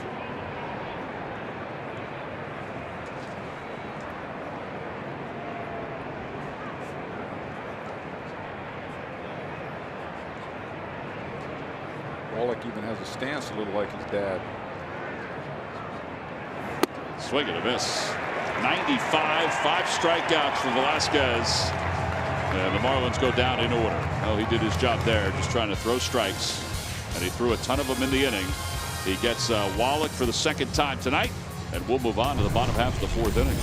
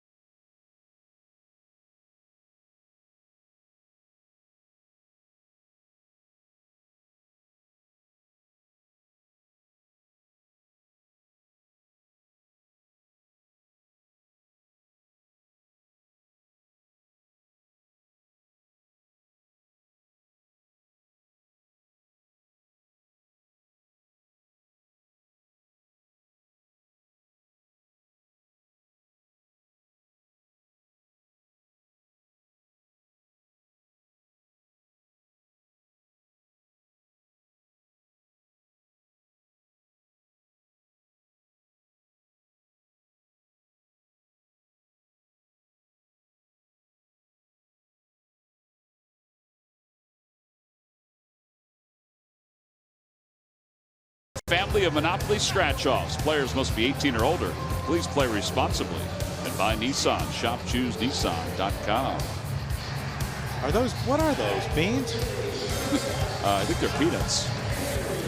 A little caramel peanut. Oh, really? Yeah. I have a question on that stump real quick. I've been mulling that over. There's nothing to do with the peanuts. No, I didn't segue. You didn't segue. It was just in my mind. John and I were been working on that. Is that most home runs in the month of April? Right. That's it. Just for the Marlins. Just for the Marlins. We're just going Marlins history here. I'll give you a hint. He is a member of your club. Oh, that's easy. It is? Which club am I talking about, though? That's the only thing. 10,000 strikeout club? No, maybe. I didn't look at that number. He might. Swing and a miss. 1-2 to Kingery. Hawk? It's not Hawk. Nope. No, sir. Michael has gotten it. See, I had that in my mind before you even gave me that. Really? Hint. Yes. And Kingery's down looking on strikes. All right. We don't want to keep people waiting, but here we go. Here's the question again. What Marlins player has the most home runs in a month of April in franchise history? Michael, give us the answer. Well, that answer is Gary Sheffield. Gary Sheffield is correct. He had 11 homers in the month of April in 1996. Log back on to Phillies.com. Find out if you're the winner of a Phillies prize pack. See, you threw me off with that in the club. I was thinking Hall of Famer. That's why I was thinking Hawk. That's what I said. You don't know what club I was talking about, but Mike seemed to know what club I was talking about. But I never even thought about Hall of Fame. The 500 homer club? Yeah. Yeah, Sheffield I'm finished sure with 509. Oh, 509. Very underrated player in my mind. Man could hit home runs. Larry Anderson contends he was a great teammate, too. He was his teammate in San Diego. He arrived after John left. Now, if you don't talk about hitting mechanics, there's a guy who was the opposite, the exact opposite of a launch angle guy. And still hit 500 homers. Yeah, he just wanted to hit it hard, right? No, he wanted to smash it into the ground in front of home plate. He hit the most ungodly line drives you'd ever want to see and hit 500 home runs. Hoskins walks for the second time.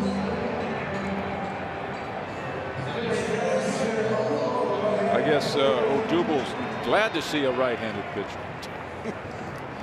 He's battled the heck out of those lefties the last couple of days. I'm telling you.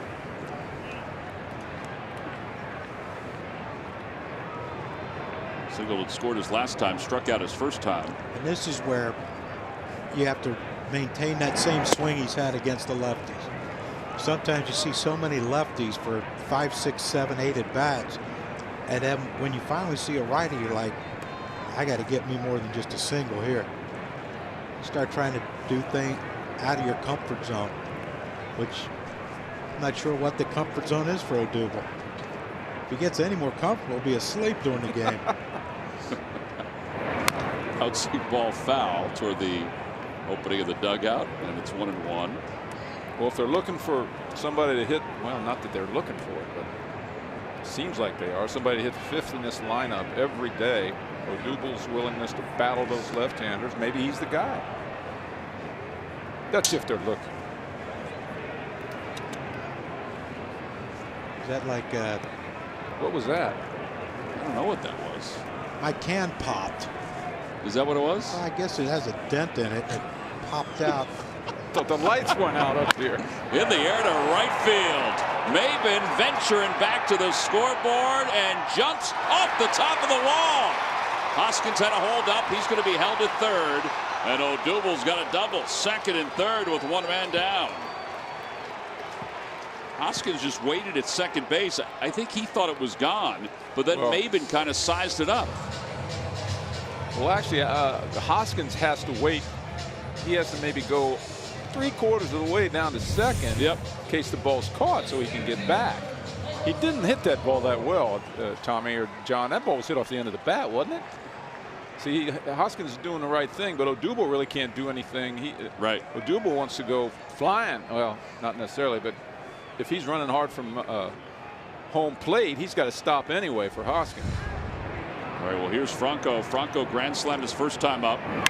In the air to left center field. That one's well hit. It is off the top of the wall and in play. 2 runs will score. Franco is stopping at second. It's a 2-run double. He has 6 RBIs today. I think they're going to hold things up to take a look at that.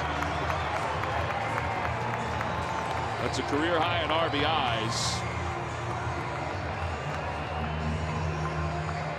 And this game's got a long way to go. There's a little ball, a little in on him, and he pulled his hands in, John. Got it on the fat part of the bat. The weather probably kept that thing in the ballpark. Yeah, right above the 387. Ball's not traveling that well in this cold weather. And the fence is a little higher there just because of the way it juts out. Oh, they're going to look at it. So the umpires are going to confer right around the mounds.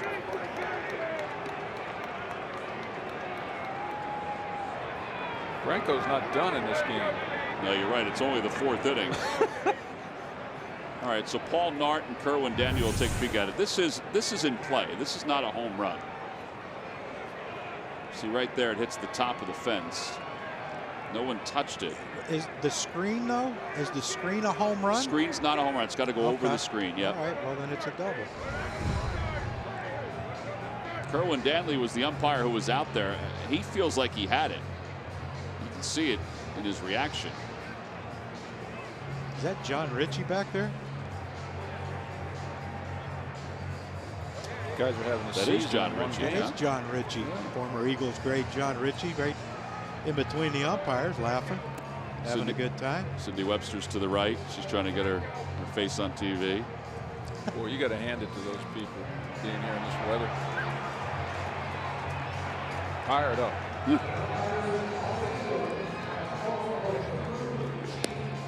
So Kerwin Danley's the crew chief to the left. This is a crew chief review, by the way. Paul Nart is to the right. I don't know if they're looking to see if the fan interfered with it or if it did go over. It didn't go over, obviously. Even if the fan interfered, it's still a double and 2 RBIs. Yeah, the placement is correct. Mike, I think you're right, though. I think the weather, I mean, cool air, I mean, it seemed like it kept it in the yard. All right, here we go.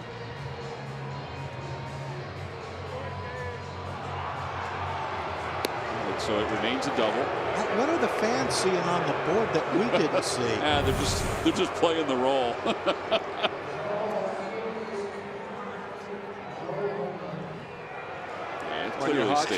Do the fans think that the chain link or that metal fence back there is a home run? I think they just wanted a home run. They should explain that up there. Well, how about this? You see the yellow post? Yeah. Near the 387. Anything to the left of that off the fence is a home run. Anything to the right of the yellow post has to clear the fence. I was in the ground rule meeting. I bet you if you walked out there, they'd let you be in the ground rule meeting. You think I'm kidding? There she is right there. Look on the monitor. Look on your screen. I would agree with you on that. Anything to the right of that has to clear it. Anything to the left that hits that fence is a home run. Yeah, because it's got the little fence in front of it. Outside to Altair, 2-0.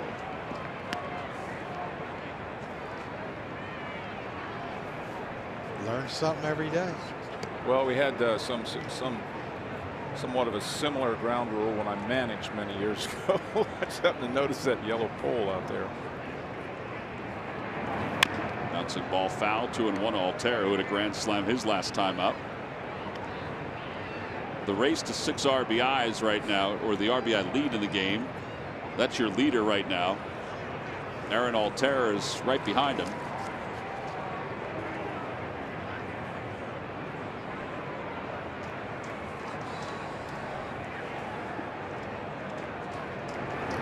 Outside. That's a good take right there. Nasty slider. Everybody getting the act tonight.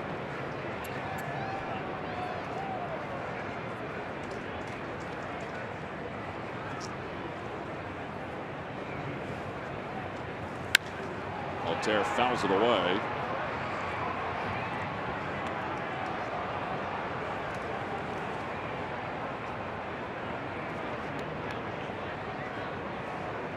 Gregory Polanco from the Pirates came into today's action leading the National League in RBIs with 11. A couple more at bats. Franco's going to catch him today. And then Freeman was second with 10.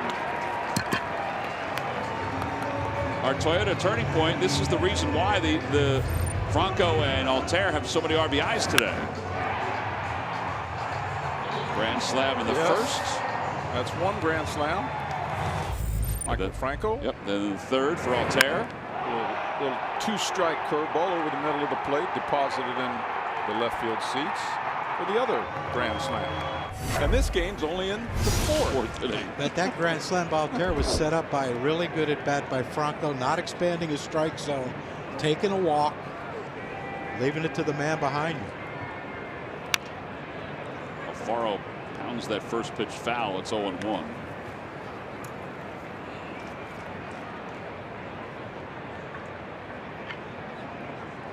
Great thing about Alfaro now is if they'll just continue to let him figure this thing out for himself. He got a knock the last time up. He's got great talent, 5-tool player. Just keep the pressure off yourself and just know it's going to come. These other guys start getting hot in the lineup. You know what I mean? He should have some time. It's not like you know. It's not like a 1 for 15 or 1 for 20 is going to get him sent down to AAA or anything like that. He's going to be all right. They're going to share time, of course, with Knapp, but this kid just keeps the pressure off of himself, and he's going to be a good one.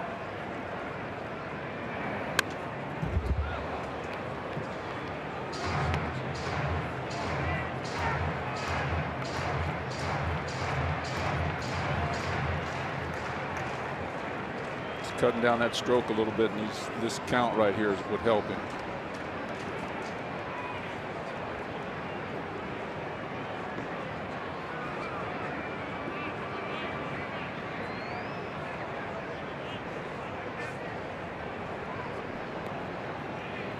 Bouncing ball back toward the middle. That'll leak into center field, a base hit. Franco's around third. He's going to go home, and he scores easily. RBI single for Alfaro, who has 2 hits today. Phillies have put 3 runs on the board in this inning. On top, 12-1. Now we got everybody hot, John. Puts one out of a game. It's like amazing how when one guy gets hot and he's producing runs like Franco is, it makes everyone else in the lineup relaxed.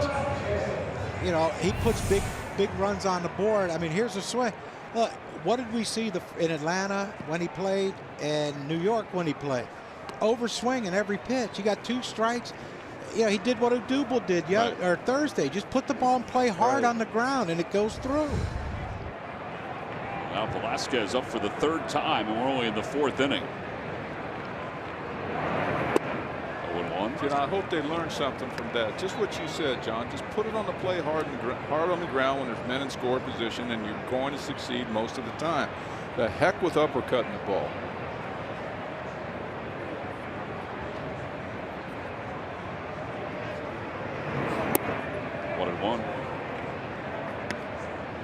Especially if you stay in the middle of the field. Yeah, I mean, unless you're a lefty and they shift you that way with a shortstop playing up the middle, you only have to get it past one guy.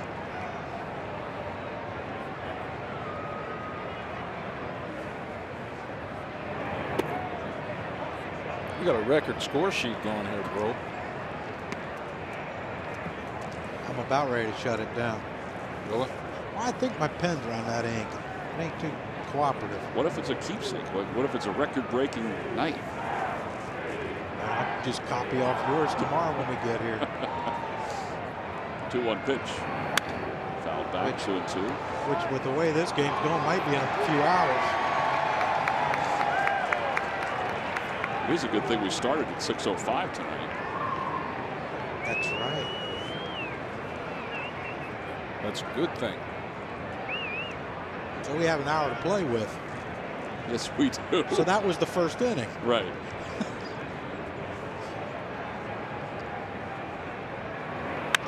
And Vince hits it the opposite way, and that's going to float into right field, a base hit. Will hold Altair, and the bases will be loaded for Cesar. Well, do the Phillies have 3 grand slams in them tonight? How on, but Vince has got 2 knocks now. Best way to enjoy the Phils this year is with a partial season ticket plan. Plans start as little as 11 games and offer great benefits, such as the comfort of having the same seats in the best location for every game. Go to Phillies.com or call 215-463-5000.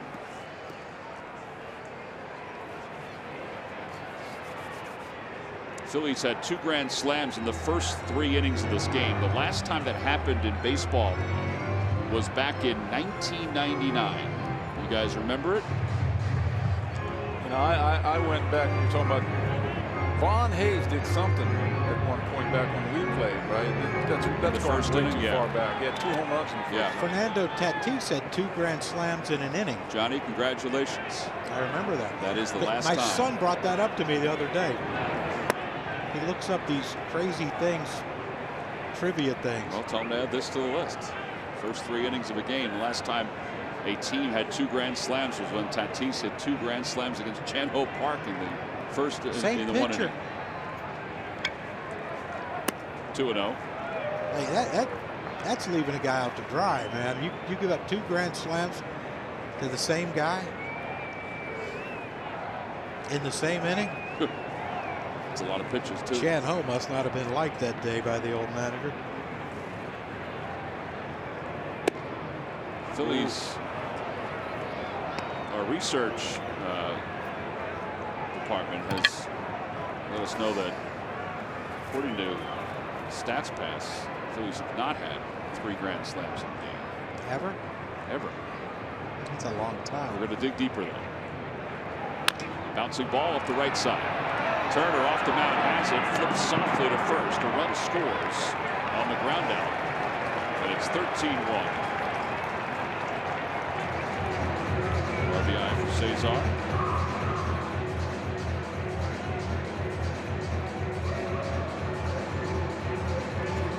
Ballparks around the league are posting this score on their league scoreboard. We are in the 4th. Sure, the Braves and Mets are probably thinking, wait a second, who are those guys? Mets had themselves a pretty good weekend down in Washington, didn't they? Swept out, or have taken the first 2 from the Nationals. They've won 4 straight overall. Yeah, we need to get those Nationals in a little bit of a funk.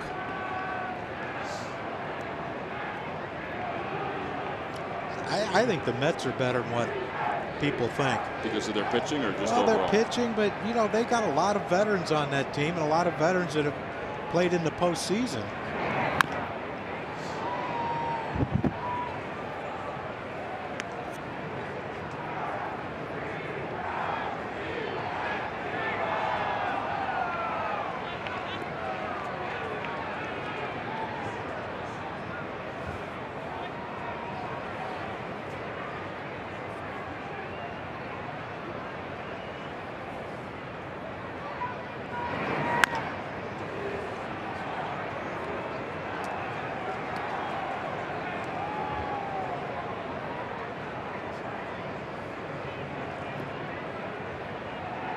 It's another 36 pitches for Jacob Turner. And he just picked things up in the 3rd. And he got the final out.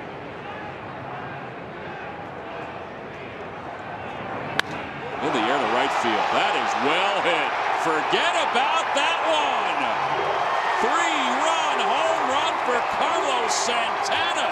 And the hits just keep on coming for the Phillies.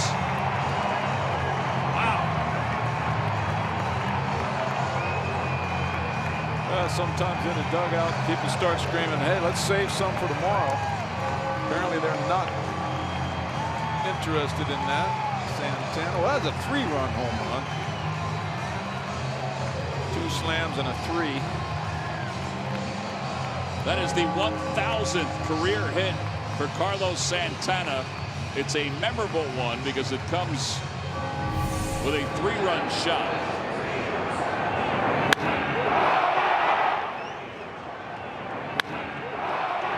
Sweet swing. Yeah, it made a nice loud sound too. The Phillies have batted around. This is the 10th man to hit in the inning. What's the record for batting around?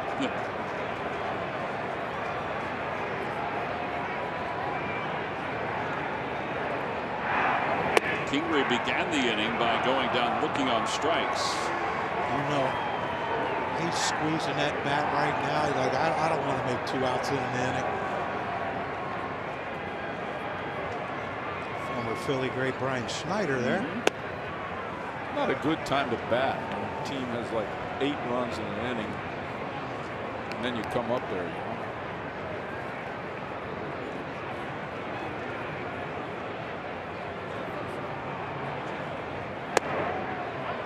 3-1.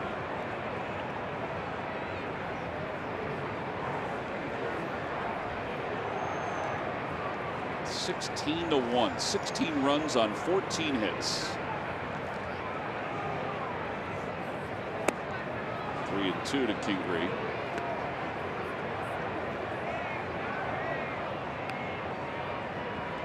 Well, John Maley said the other day before opening day, because I just feel like the at-bats that I'm seeing and the work I'm seeing put in is going to produce something over the next couple of days, and it certainly has produced something here tonight.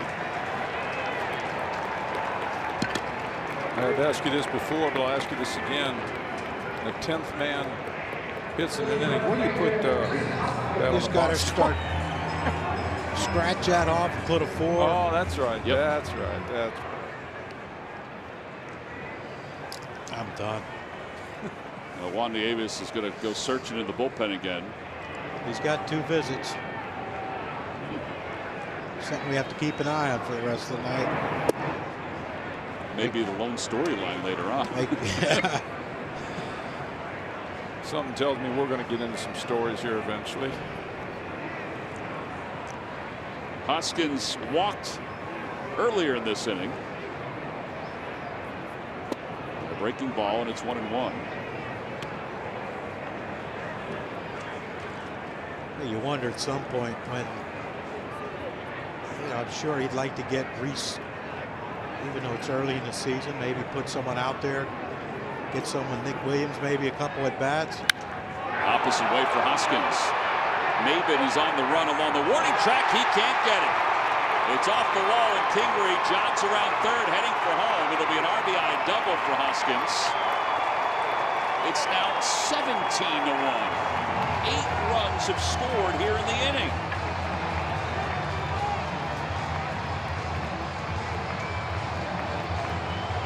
Hoskins have scored 4 tonight.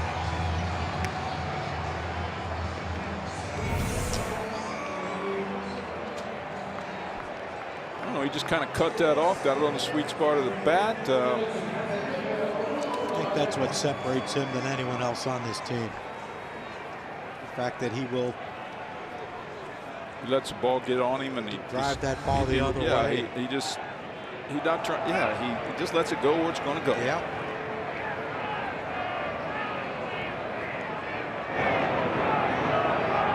Don Mattingly is going to come out and make a double switch. This is a forgetful night for Mattingly and the Marlins. They're going to bring in the lefty O'Grady. So a pitching change for the Marlins yet again. Phillies are on top 17-1.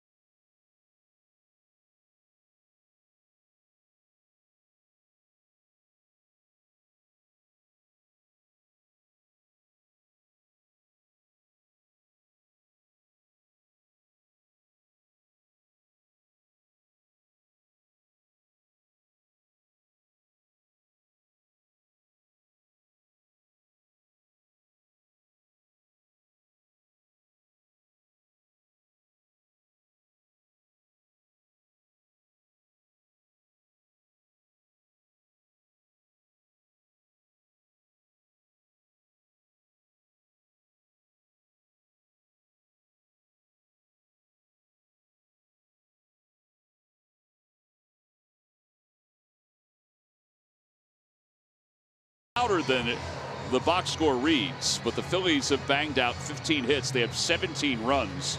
They have 2 grand slams and a 3-run home run here tonight. And they're about to see their 3rd pitcher for the Marlins. It's been an incredible night. They'll go with another left-hander. O'Grady, who's just finishing up his warm-up tosses. In fact, it's a new battery for the Marlins. Tomas Telis has taken over behind home plate. So Chris O'Grady in his 5th ball game. He's only gone 3 1/3 so far. And Odubel Herrera will stand in. Odubel doubled earlier in the inning.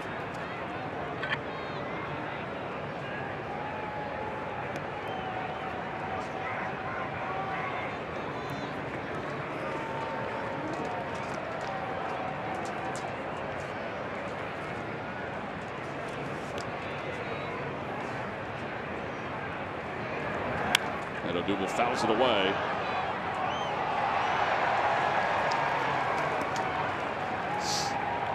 There's Telis, who takes over for Wallach.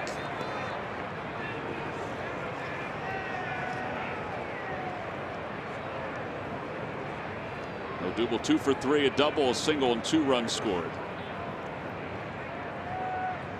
Hoskins at second base. At 0-2.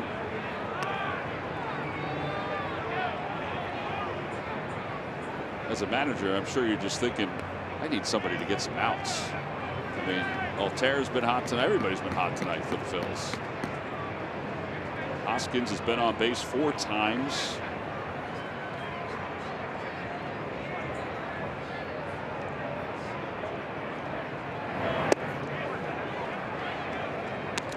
I was talking to Gabe Kapler the other day, and he said he's going to look for situations where, you know, he can get Hoskins and Santana some rest. He said, I would hate to have to rest them both on the same day. That maybe this is one of those times where, you know, you let them play their, like a spring training. You let them play. It wasn't spring training. They probably only had 2 at bats after 4, right? Not 7. But you know, maybe this is a time where you can get both of them out.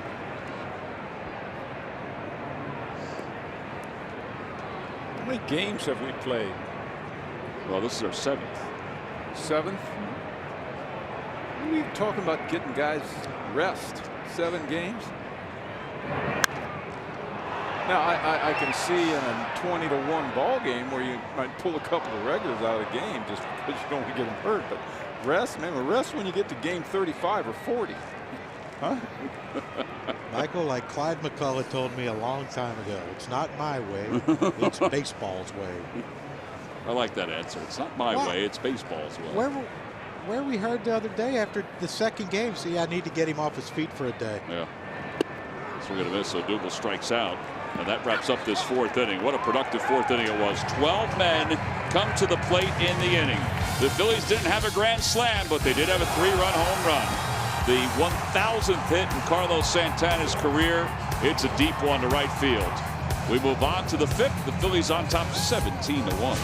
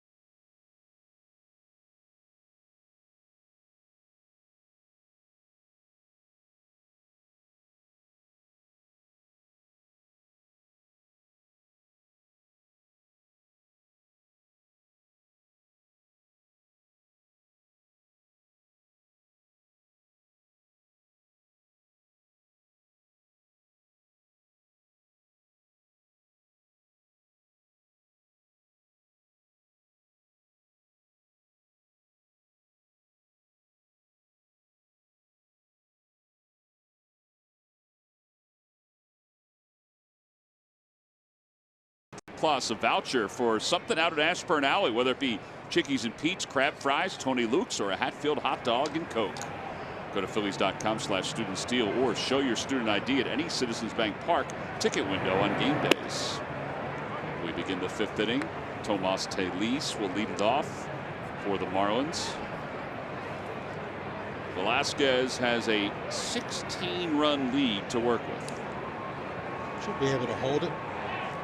Oh, I hope so. Fly ball left field. Hoskins back on it. Correct me if I'm wrong, but was this around the time that, remember we scored how many runs against the Nationals here? April 8th last year. And today's what? April 7th. Yeah, so it was about this time when we What scored. a great memory, John. The only reason I knew is because Carl gave me the note. Carl's on top of things. Me and Carl are kindred spirits. Well, speaking of our kindred spirit, let's go to Greg Murphy out in center field. Murph, what do you got going on? All right, thank you very much, Tom. Well, I'll tell you what, you want to know a fun place to watch your team score 8 runs in the last half inning? How about straight away in center field? Let me explain to you where we are. Last year, this is where the Wall of Fame was, all right? It was on a wall that they have taken down. It is now gone. What'd you do with it, Murph? Well, I took it apart brick by brick, and we rebuilt it somewhere else. I'll tell you that later. But they've opened it up. We got a little picnic area out here with some tables and chairs. We're trusting the process. That's what we're doing. But wait, there's more. Come here. So you take a look at this. You come down here, and they've opened this up as well. You can look out over the bullpens now. You can sit down here on the seats. You can get a chance to see both the visiting bullpen and the home bullpen right here. So you get a better vantage point. They have moved the Wall of Fame to a different part of the ballpark. We'll check that out later on in the week. But right now, Party Central out here behind the brick wall. So it's a good time. Murph, is that what it's called? Party Central? I have just named it Party Central. That a boy. Do you see him?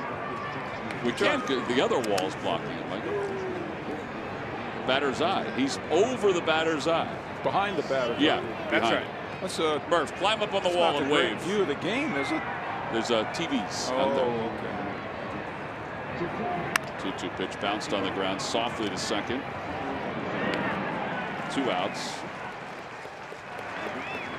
All right, so I know 5 innings would give Vince a chance to get the win, but if he can get this last out quickly, do you let him keep rolling just to kind of stretch him out? I'd say so. Yeah. I think just for Vince's sake. And for his mind, yeah. Because as Mike mentioned, pointed out, I mean, he does seem to be much more relaxed out on the mounds. And that's the thing with Vince, like, you know, if this is Arrieta, Aaronola, these aren't high stress pitches because it's a 17-1 game. But Vince is so, what's the correct word, hyper, and, you know, Puts too much into every pitch. yeah, yes, and He doesn't just but play catch. it does seem like he has relaxed and he's just letting it go now. Curveball bounced to the left side. It's going to be an easy inning. A 1-2-3 inning. And Velasquez is through 5. He's retired the last 9 hitters that he's faced.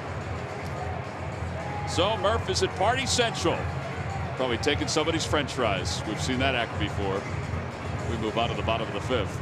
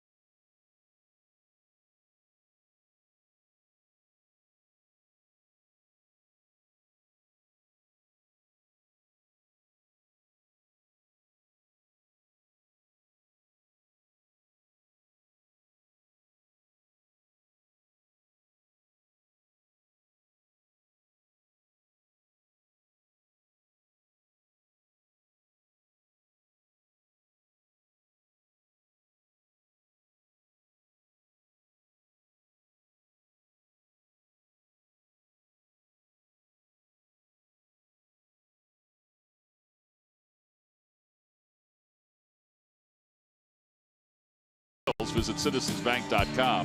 All right, so the Iron Pigs defeated Pawtucket 3-1. Zach Eflin threw well today. The bullpen also.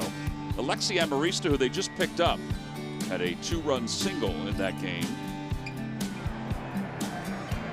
So that was the first game of the season for the Iron Pigs. See Zach Eflin pitching well. Yeah, in good spirits too.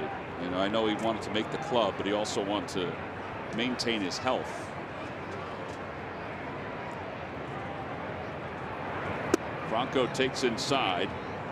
He has 6 RBIs this evening. 2 for 2, 3 runs scored.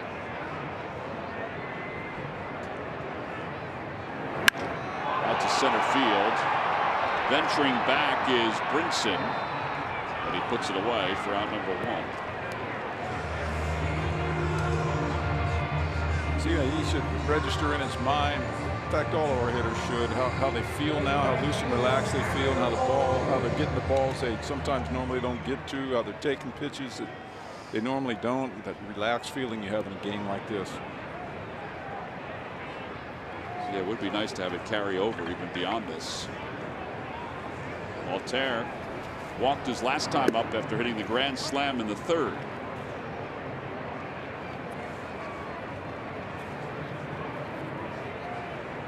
The Yankees are the only team in baseball history to have 3 grand slams in one game. They did it against the Oakland Athletics in August of 2011. Wow, so all those years, no one hit 3 grand slams in a game? It's remarkable. It really is. Off the hands again. Here's Aaron Altair's grand slam. I'll throw a little StatCast at you. 371 feet is the estimated distance. 30 degrees, too high. No, the optimum angle is 26. Right, is it 26, Yeah. 27, something like that? Yeah. You've been studying this stuff. I know for a fact that's what it is. 2-2. The optimum angle is 26, hitting the equator of the ball.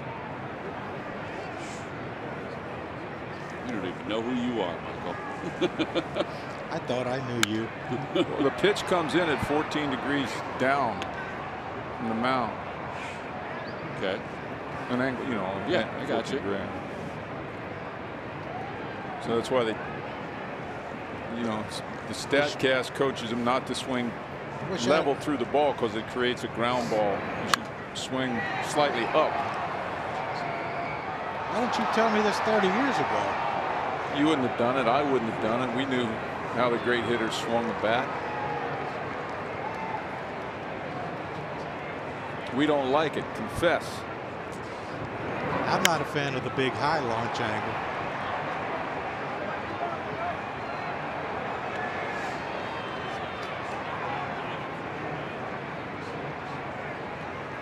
Well, that was a nice conversation with Charlie in there about all this, wasn't it? Oh, back yeah. in our office before.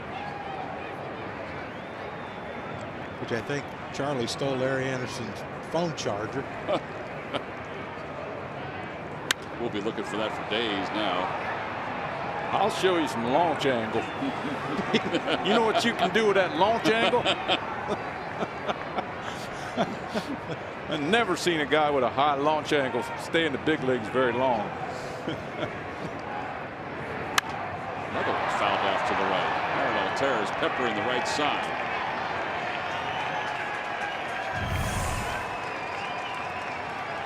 People launching themselves. Look out! Jeez, oh. Didn't even feel that head hit the seat. Goodness.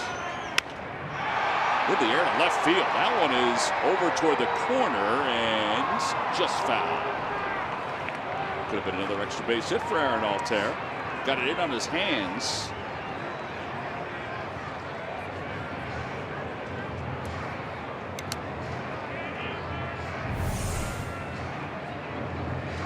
I think he got that down a little on the handle. Yeah, right down the label it looked like. Traveled farther than I thought it would. It's getting warmer. Yeah. Ball's traveling better. I think there's some Marlins pitchers down there thinking, oh my goodness, what happens when we come back here in the sun? No, See, when we played, that would not have been a strike. You know, the rules are different. Or the interpretation of the check swing nowadays is unbelievable. Watch this. Well, take that back. It didn't look it from center field, did it? 17-1. That's a swing. Yeah. Alfaro, who has 2 hits this evening with an RBI and a run scored, takes outside. Velasquez is in the on-deck circle. Jake Thompson loosening up in the bullpen for the Phillies. I let Velasquez hit. He's got 2 knocks.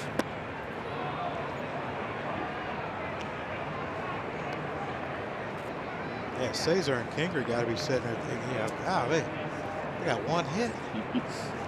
Vince has got 2. Everyone else has 2.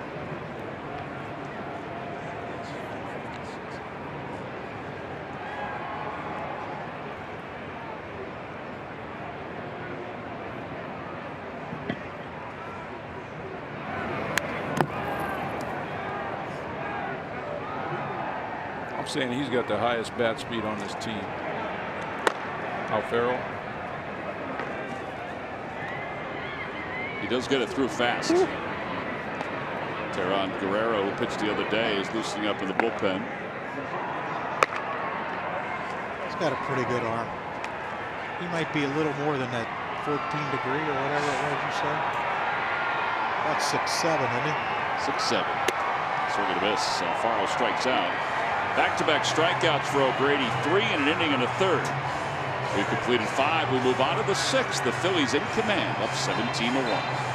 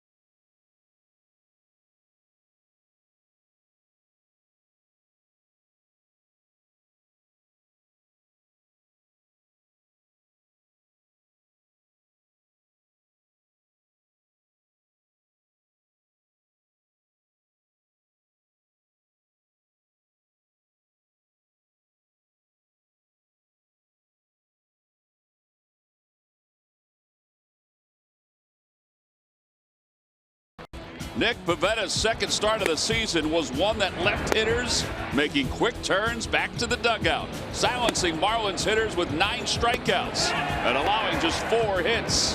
He allowed 0 walks, which led to 0 runs, and the Phillies' first shutout of the season. And it's brought to you by Independence Blue Cross. Live fearless. Nick Williams will come on to play left field for the Phillies. Moving from left field over to first base is Rhys Hoskins, so Carlos Santana will check out. And Scott Kingery will take over at second base. He'll move from short to second. Playing shortstop now is Pedro Florimon. So just as you guys are talking about. Training game broke out. Yeah. Starlin Castro will lead it off.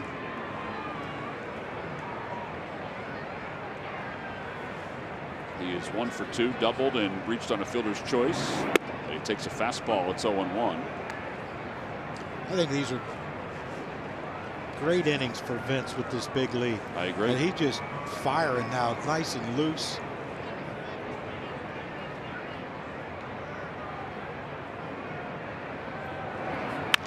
Over to shortstop, Florimon, first opportunity. And 1 out.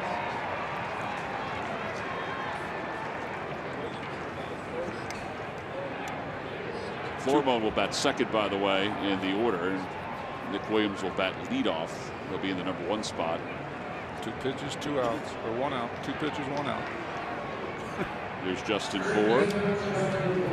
Yeah, we've seen mostly fastballs, and you don't blame it at all. Do you throw some more breaking balls at all? I think you got to start work. You know, if they want him to work on it. Yeah. You know, this is a good time.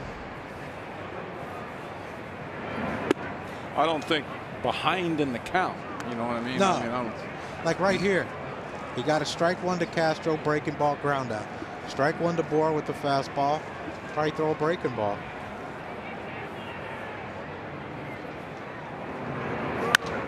Down the left field line. Williams was shaded way over toward left center. It's going to be out of play, and it's 0-2.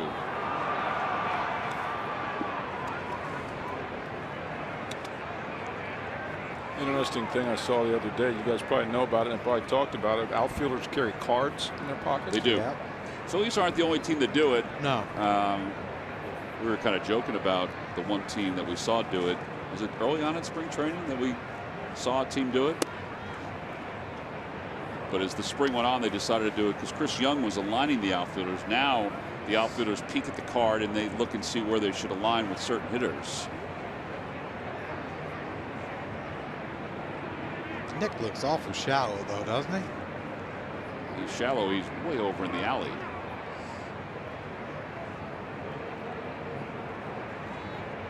The Dodgers used to try to put dots. I was just thinking that. And The word dots was in mind. Yeah. I started off with maybe 1 or 2 or numbers. I think they were colored, colored dots.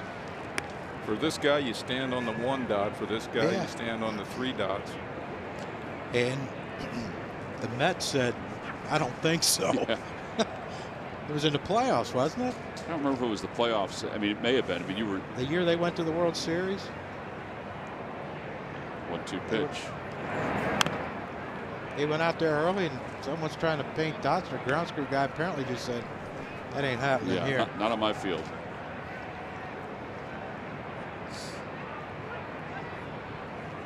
Odubel shaded over toward right center.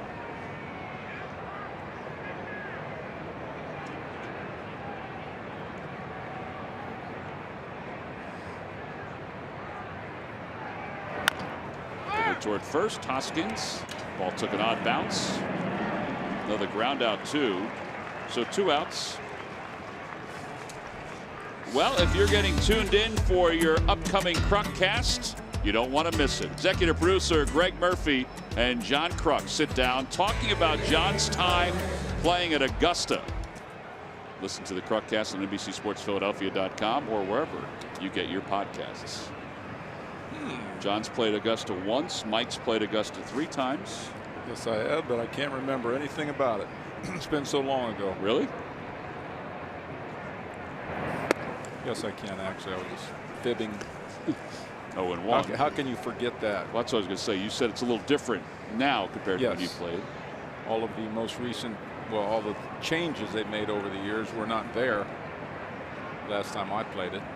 A man by the name of Horde Hardin was the president of Augusta at that time. Is that who you He goes played way with? back. Yes. Who'd you play? Boone Knox. They called him Boone Light. He drank a lot of light beers that day. Moonlight.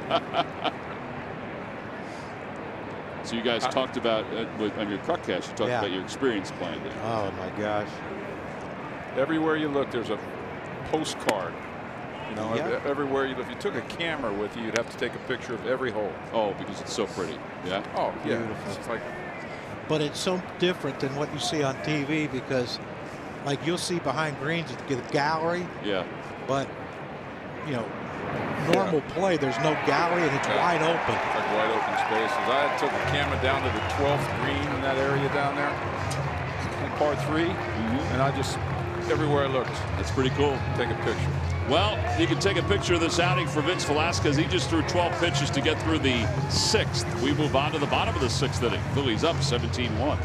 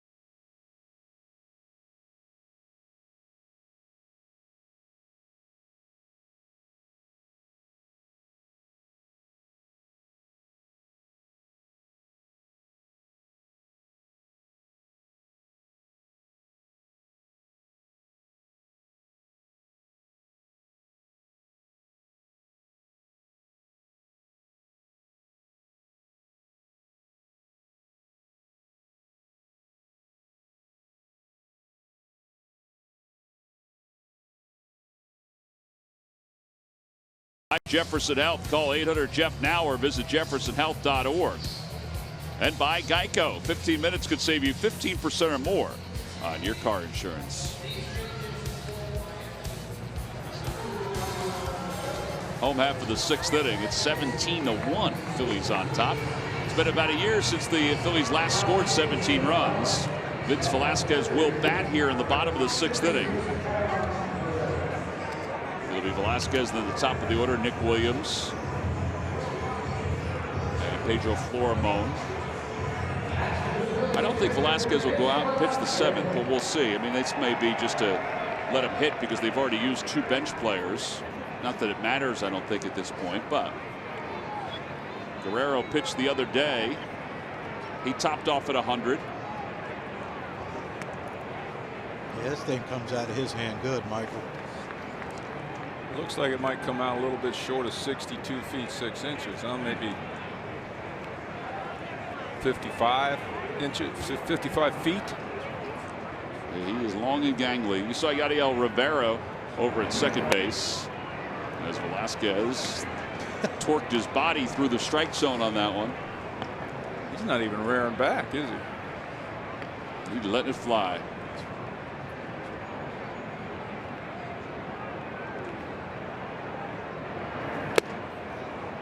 Oh, 2. A couple at bats there. Vince was looking to left and shooting it to right, but I think this one it's might be 3 swings and see you later.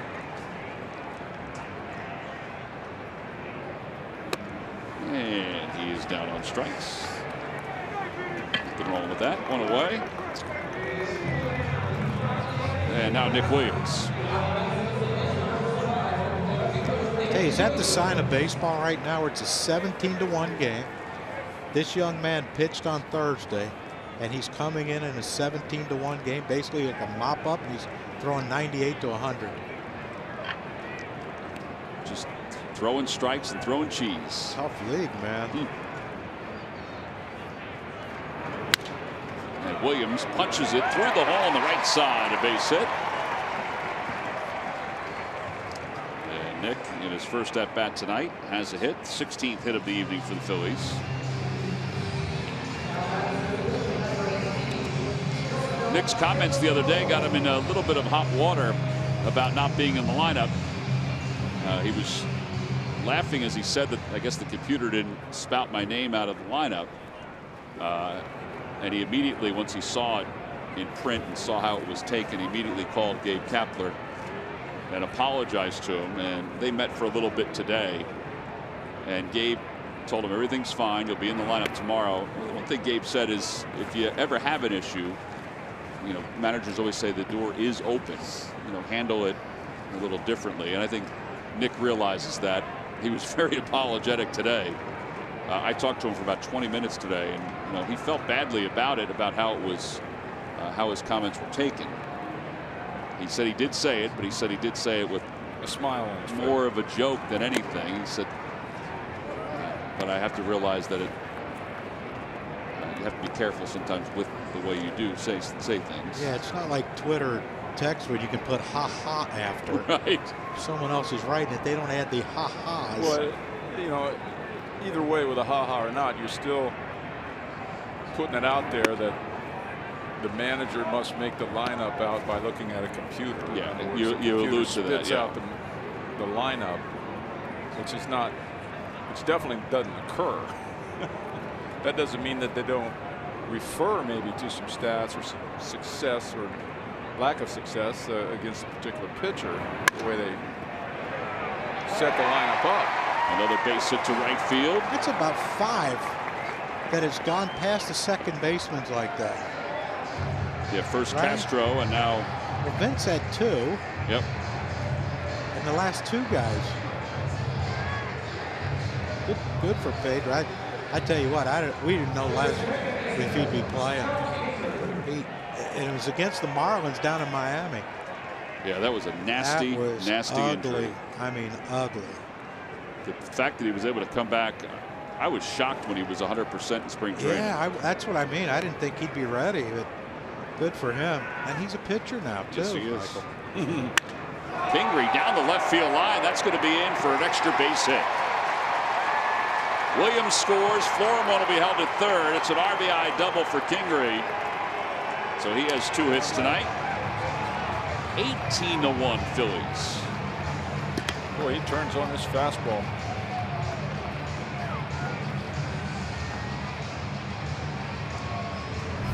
Watch this right here. Boom, fastball in the inside corner. Upper 90s. 42 degrees. the hits just keep on coming. 18 runs, 18 hits. Here's Hoskins, who is 2 for 2 with 2 RBIs, 3 runs scored, 2 walks. Taylor blocks that slider.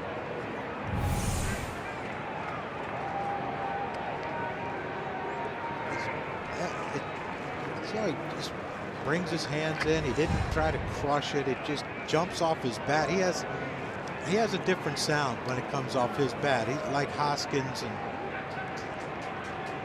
Santana. See, Hoskins can pick up some cheapies here. If you can call that. I know RBI is cheap, but I mean.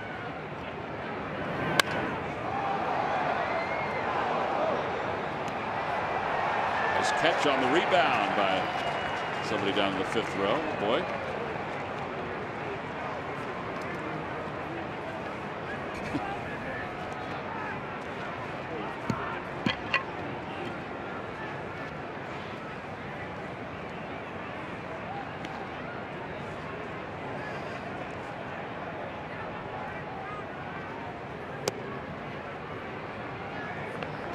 Must have been low. It doesn't look like 98 to me. No, it's maybe it's because the catcher caught it awkwardly. It didn't was low. make a sound, did it? No.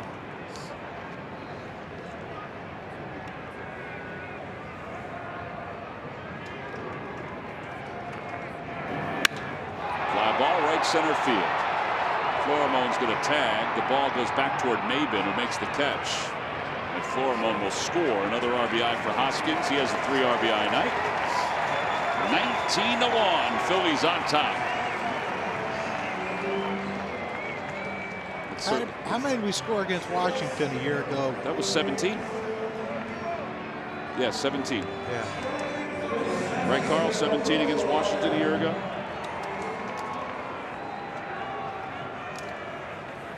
Carl nodded yes. Man, a few words. Well, this could be an interesting at bat. Odubel.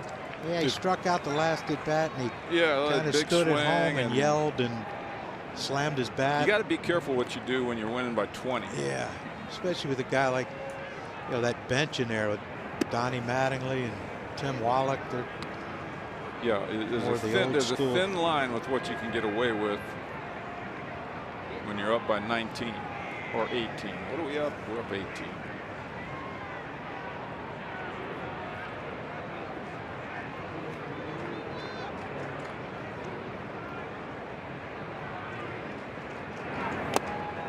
One ball and 1 strike.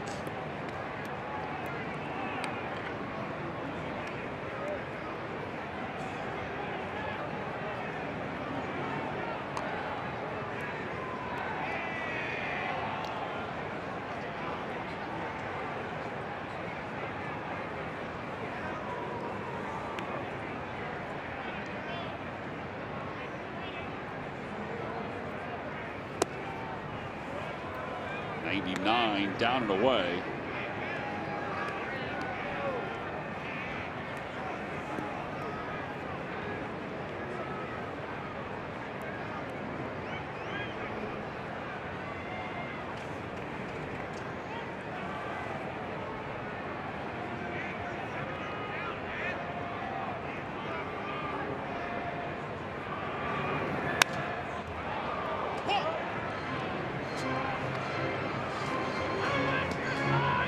Not giving any at bats away there, guys.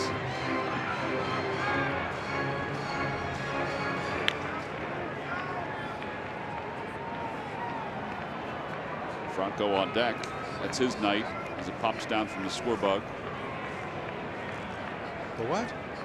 The bug. Is that what that's called? Yeah. Oh. Where the count is, the outs, the inning, number of pitches. The bug. The bug. Did they come out of the cavity? It does come out of the cavity, yes. Up the third base line. Odubel's going to have himself an infield hit. That ball might have a big slice in it. See how that spin that ball had? That was perfectly placed. Well, it's a 3-hit night for Odubel.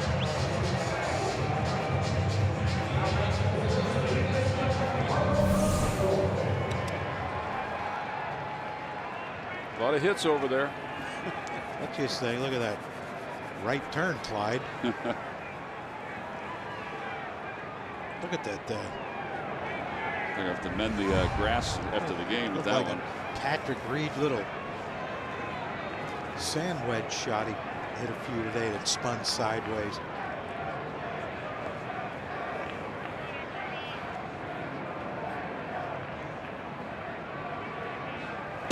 Side to Michael, 1-0. Yeah, speaking of his stance, looking at it now, it looks like that left foot may have maybe a little more closed than it used to be. Franco and Altair both with grand slams tonight. First time since '09 when Ryan Howard and Raul Ibanez each hit grand slams in a game. A high fly ball down the left field line. Dietrich is over toward the corner and makes the catch. And the inning is over. The Phillies do get a couple runs in the inning. They leave a couple base runners. Will leave for the 7th on top, 19-1.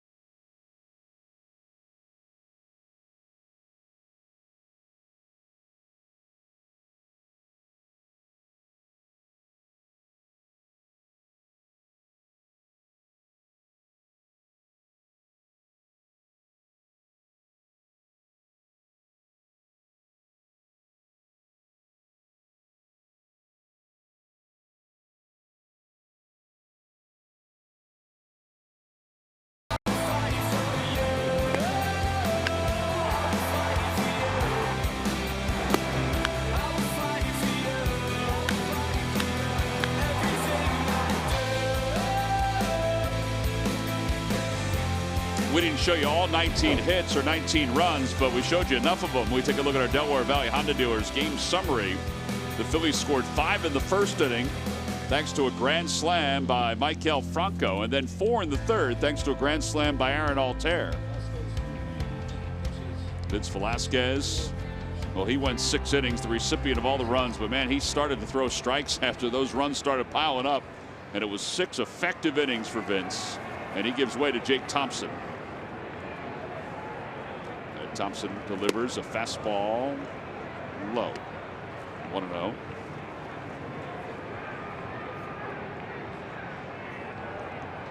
Jake's only outing of the year came on the 31st against the Braves. That was not a good night for the Phillies. They lost 15-2.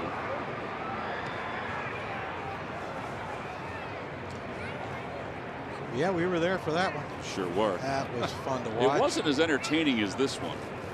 This double digit. Why so, Tom? Well, there are a variety of reasons, John. Because we didn't have Murph out there in the what's it called? Party Central. Party Central out there. That's right. Where's Murph at now? I don't think Murph's at Party Central anymore. No, where's Waldo? Unless he's in the dugout, which is kind of like Party Central Probably went now. home. I'm actually up in the Hall of Fame level right now. I'm hiding out. I'll be really? back down. Don't be stealing any plaques out there. Is it warm in there? It's yeah, it's a little warmer inside here. Really? A little bit. Are you doing some shopping? No, do you need anything? Well, while you're asking, yes. Hand warmer. I have hand warmers Anything warm. coming your way. I bet you it's not. Leave it there 2-2. Johnny would like a cheesesteak. Maybe some crab fries. I'm full. Really? Yeah. I know that's probably the first time you've ever heard me say that, but Good pitch. Got it with off-speed pitch. And one out here in the 7th. you go down to Ocean City, right? I do.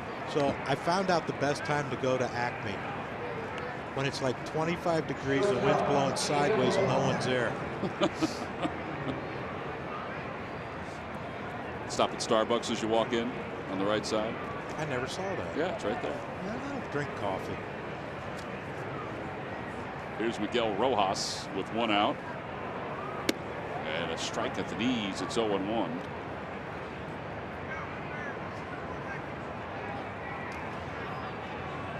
Rojas is 1 for 2.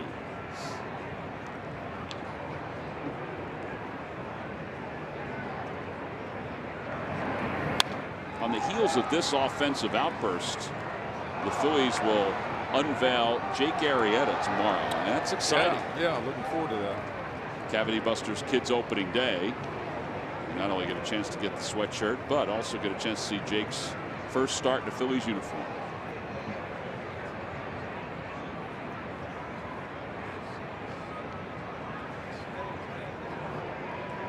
Two pitch. Check swing. Did he go? No. Says Carlos Torres. Can he see out of that mask?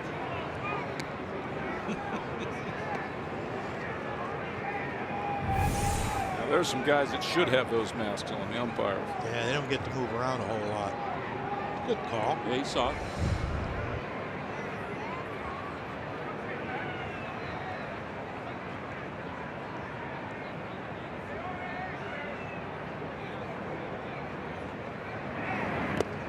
Two and two.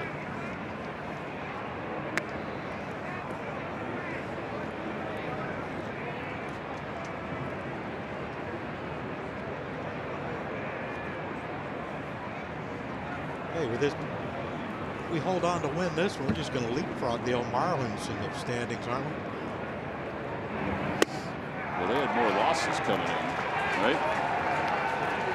So we were a hair ahead of them now. Now we're one of your hairs ahead of them. We're just one of mine ahead of them. Time for our Geico This Date in Baseball History.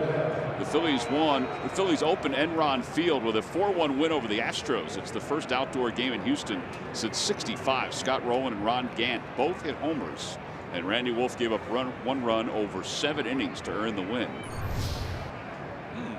Tito was still the skipper. 7 innings. First start of the year for Randy Wolf. Old school.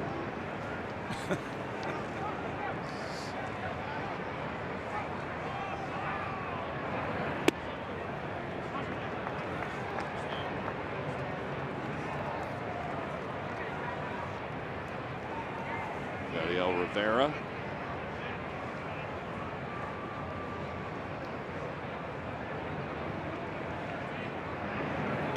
The dirt. 1 ball, 2 strikes. That ball, I thought, got a piece of Alfaro, but he was just looking for it.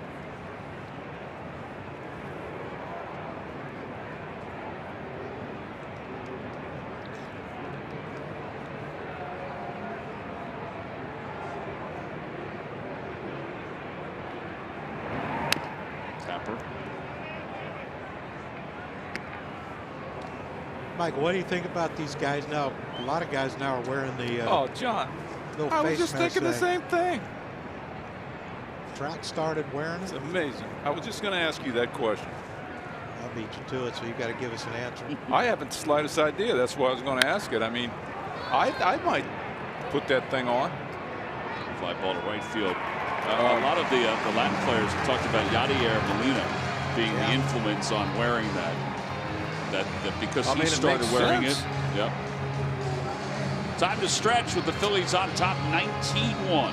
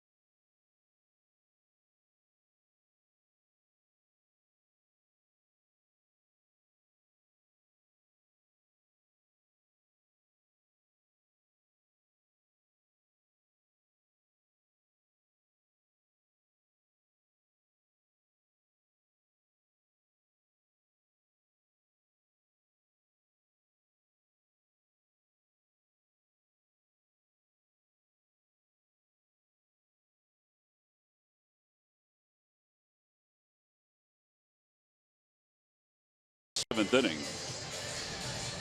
As Shinichi Tozawa checks in, we want to remind you that the Powerball will go off on Wednesdays and Saturdays, so you get a chance to get your tickets before Wednesday's drawing. And the Mega Millions, well, the Mega Millions, Tuesdays and Fridays. Mega Millions is $50 million. Tozawa will take over. This is his 4th ball game. 50 mil. 50 million. 124 million if you wind up getting both. What's the odds? I would think vast. Braxton Lee takes over in right field. Braxton Lee will bat 3rd. Tozawa will bat 6th as we go to the bottom of the 7th.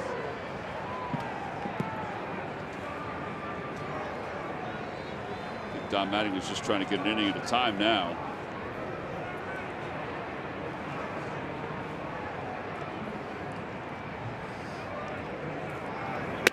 First pitch, a fastball, and it's 0-1. Well, he's got to be careful. They only have 4 more visits left. He's managed the visits well. He has. Kapler's been spectacular tonight. No red squares off the board. I haven't read where anybody's gotten close this year. 1-1. There's Dandy Don. Tim Wallach behind him. His bench coach, Freddie Gonzalez, trying to warm up a little bit, popping out of the clubhouse. Juan Nieves right there above Donnie Baseball. Over to 3rd. Anderson grabs it in foul territory.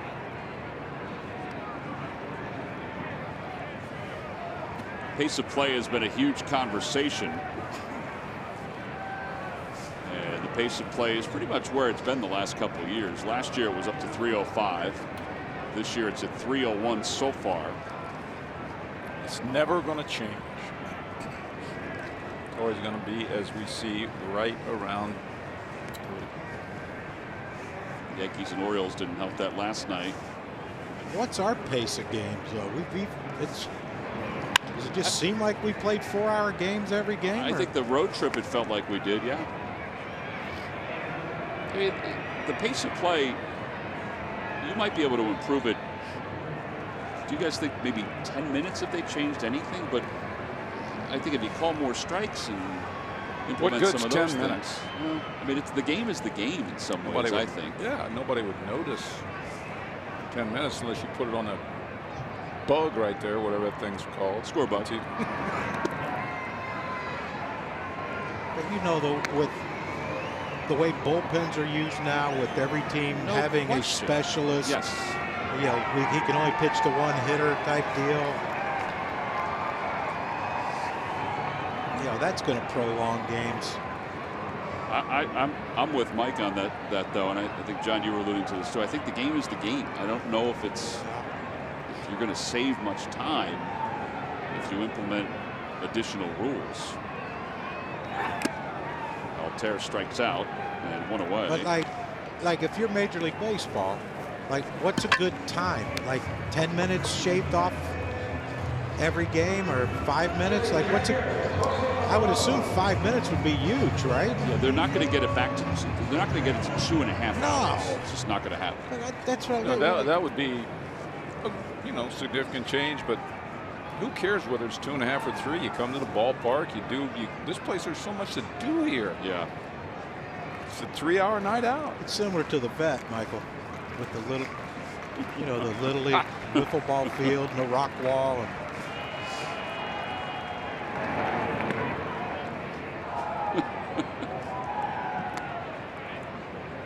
sporting goods store.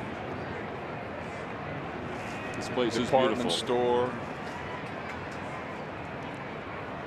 15 restaurants. Bulls. Yep, Bulls barbecue. Eat barbecue and get an autograph from Greg.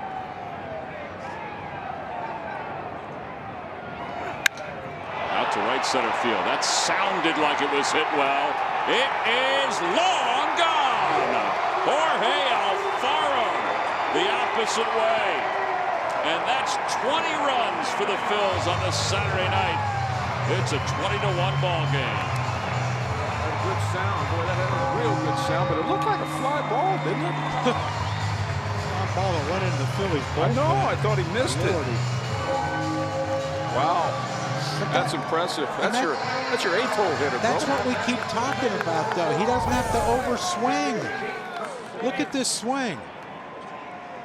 He just kept his head down, kept his head on the ball, and just drove through it. He doesn't need to swing hard. And I hope he watches that over and over again to reconfirm to himself that he doesn't have to overswing to hit balls out of the ballpark. Yeah, that one went an estimated 433 feet.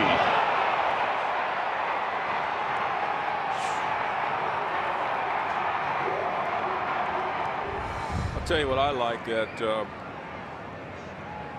Alfaro and all of our guys kept their mind into every at bat, kept them serious. That's like a good point. Close ball game. Yep. They just couldn't get enough. In fact, they got another inning yet. Plus this inning, they kept pouring it on. I mean, they kept taking each at bat like it was just an important at bat. 10 is good, 20 is better.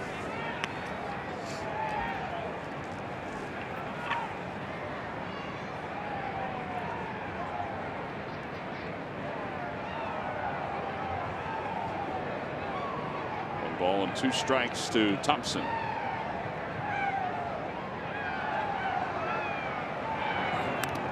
That home run that he hit, from my perspective, for him was basically just a fly ball. Like Charlie used to say, home runs that make sense what I'm saying? It was nothing but a fly ball that went 400 feet. When it left here, did you think that ball was going out? It sounded to me like it was going to go out. Did I think it was going to go that far? No, I did not. Just because we've seen so many games in this ballpark.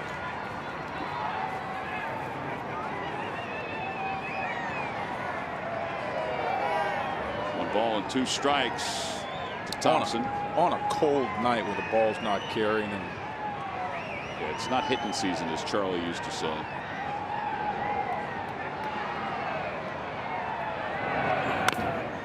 Thompson stays alive as he pounds it foul. Take another look. StatCast with the exit velo of 114.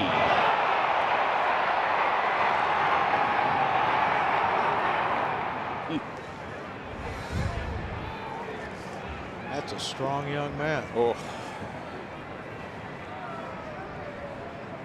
Well, wasn't it the first spring training he came to camp where people were talking about, and Mike, you may have been one of these guys, talking about his power the opposite way?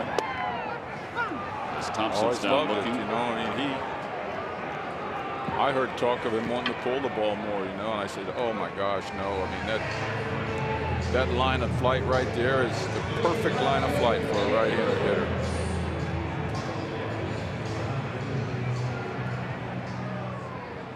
For him, it's as easy to reach that spot as it is to reach something in left field. Most runs allowed by the Marlins since they allowed 25 to the Red Sox in 2003. And it's the most runs that the Phillies have scored in a game here at Citizens Bank Park since they scored 22 in 2009 in a game. That was in July against the Reds. 1 ball and no strikes to Nick Williams. 1 for 1 tonight. And he hits that sharply to the right side. And the inning is over. Phillies do get a run though on another home run. This one by Jorge Alfaro. A blast that went 433 feet to right center field. We played 7. We move on to the 8th with the Phillies up 20-1.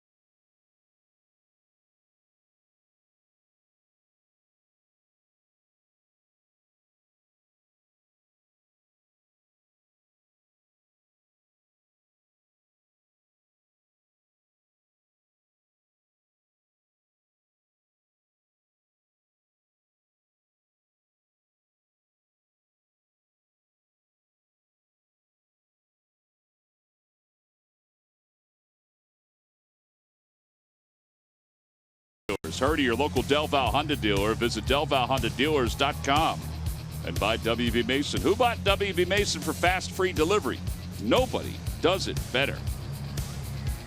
Jorge Alfaro's home run gave the Phillies their 20th run of the night.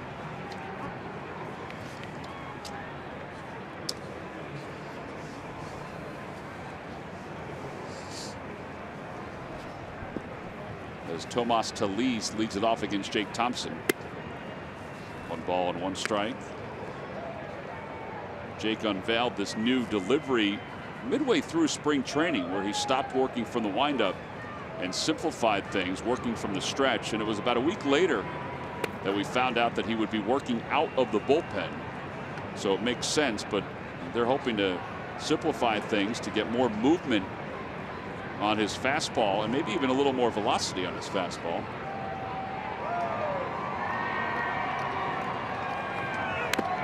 Two and two.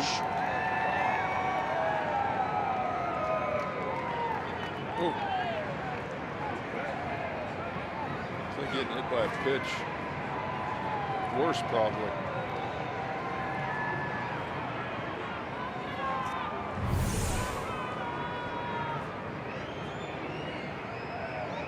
Get his ankle?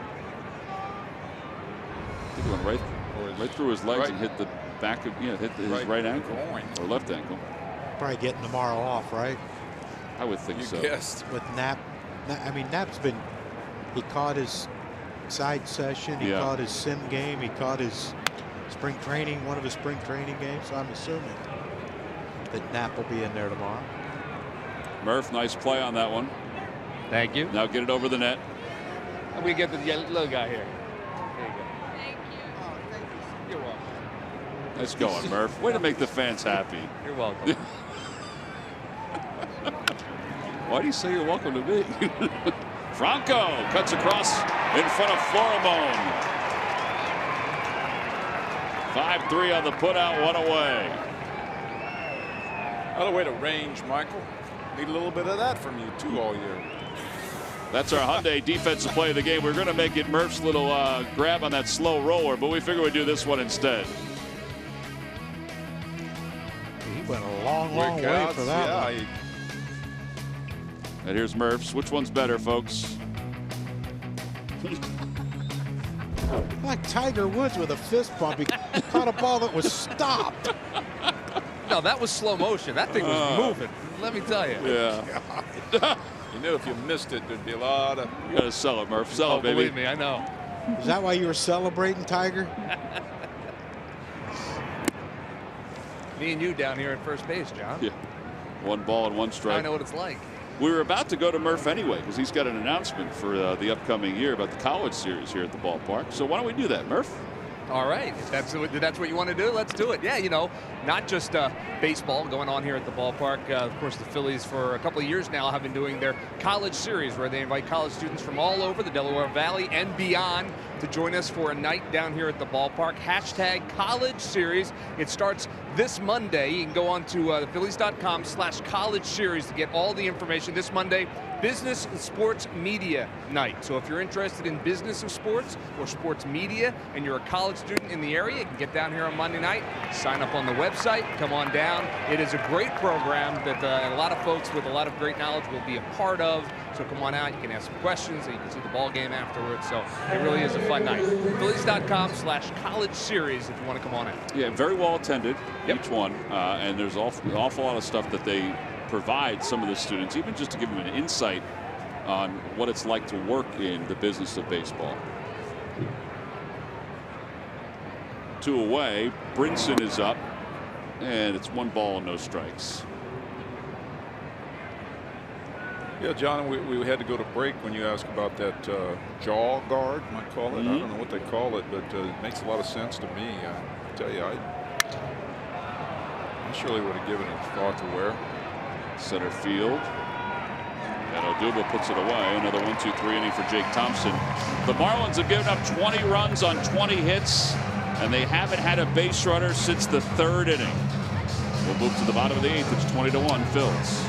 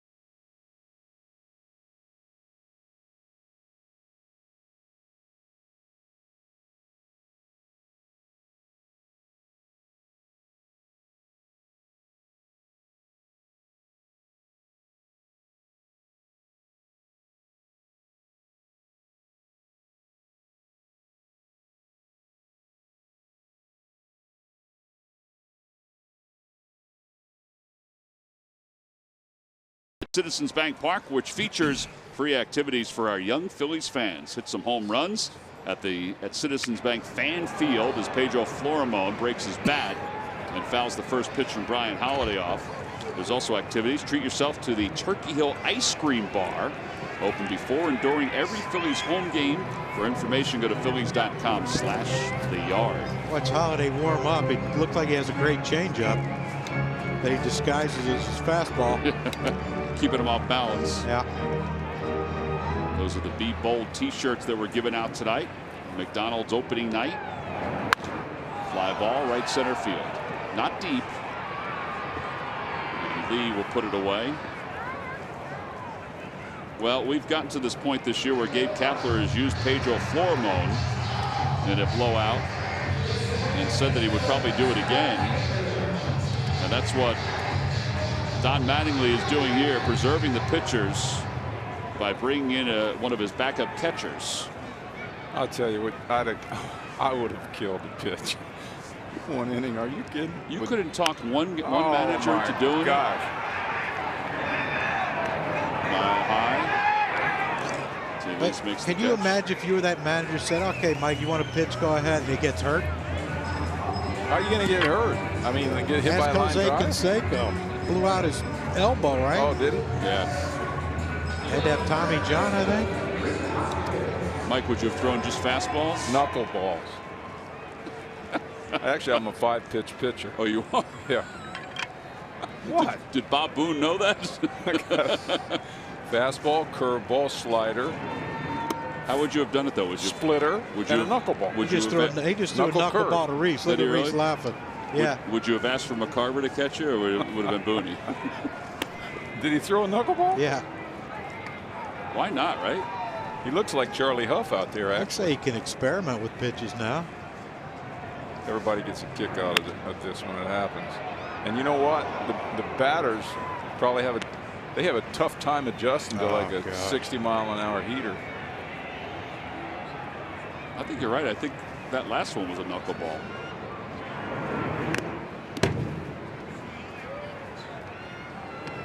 They're loving it. Chad Wallach started the game behind the plate. Look at him looking in the dugout. They'll be talking about this for Wants to know what pitch they're calling. Got him. Curveball way out in front. So Hoskins. Look at him. He wants the ball. He wants the ball. Why not? First major league strikeout. Who'd you get? Rhys Hoskins. Got him with a hook. We'll go to the ninth. And he won't live it down either, Hoskins.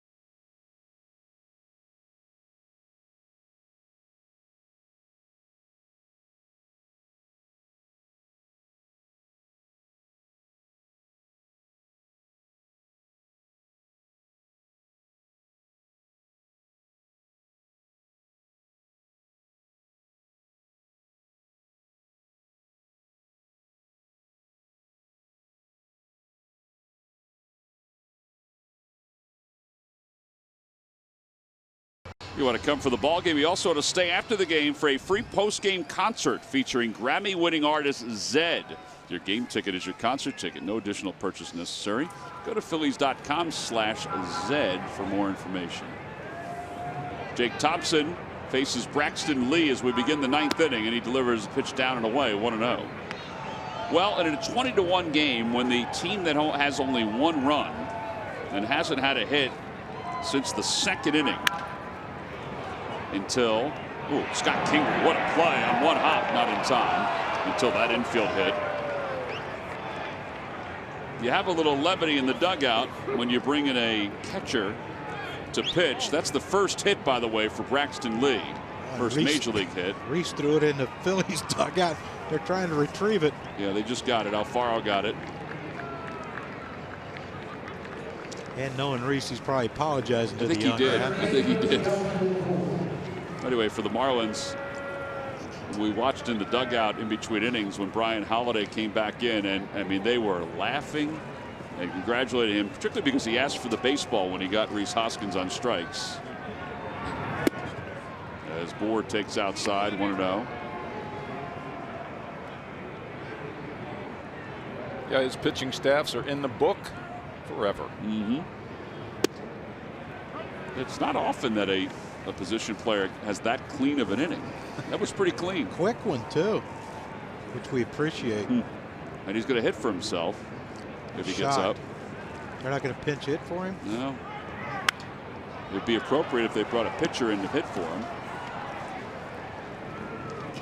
Every time the Phillies retire the opposing team 1-2-3, which they did 5 times tonight. Comcast will make a contribution to Phillies charities. Phillies baseball is brought to you by Xfinity, America's best internet provider, according to speedtest.net. 2-2.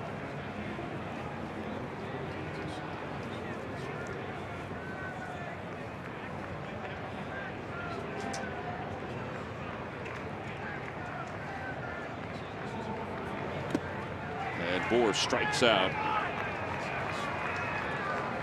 And 1 out here in the 9th inning. 4 strikeouts now for Jake Thompson. And Brian Anderson, who is 0 for 3, will be the hitter.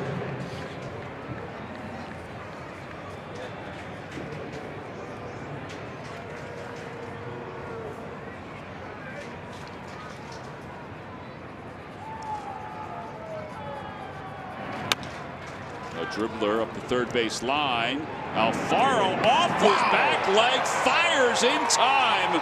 That is an unbelievable play. 2 outs. There you go. That's an athlete right there. Wow. I thought he was going to let it roll. I did too. Look at this. This is the play of the game right here. Whoa. Glad he didn't hit Thompson. Thompson ducked. Yo! I didn't think he had a chance to I didn't either. Good play by Reese, too, to hold the bag. So here is Brian Holiday, the pitcher.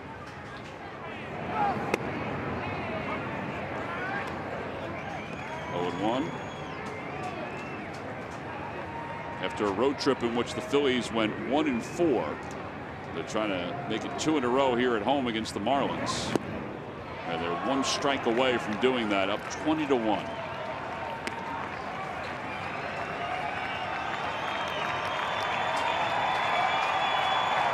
Phillies postgame live is coming up next.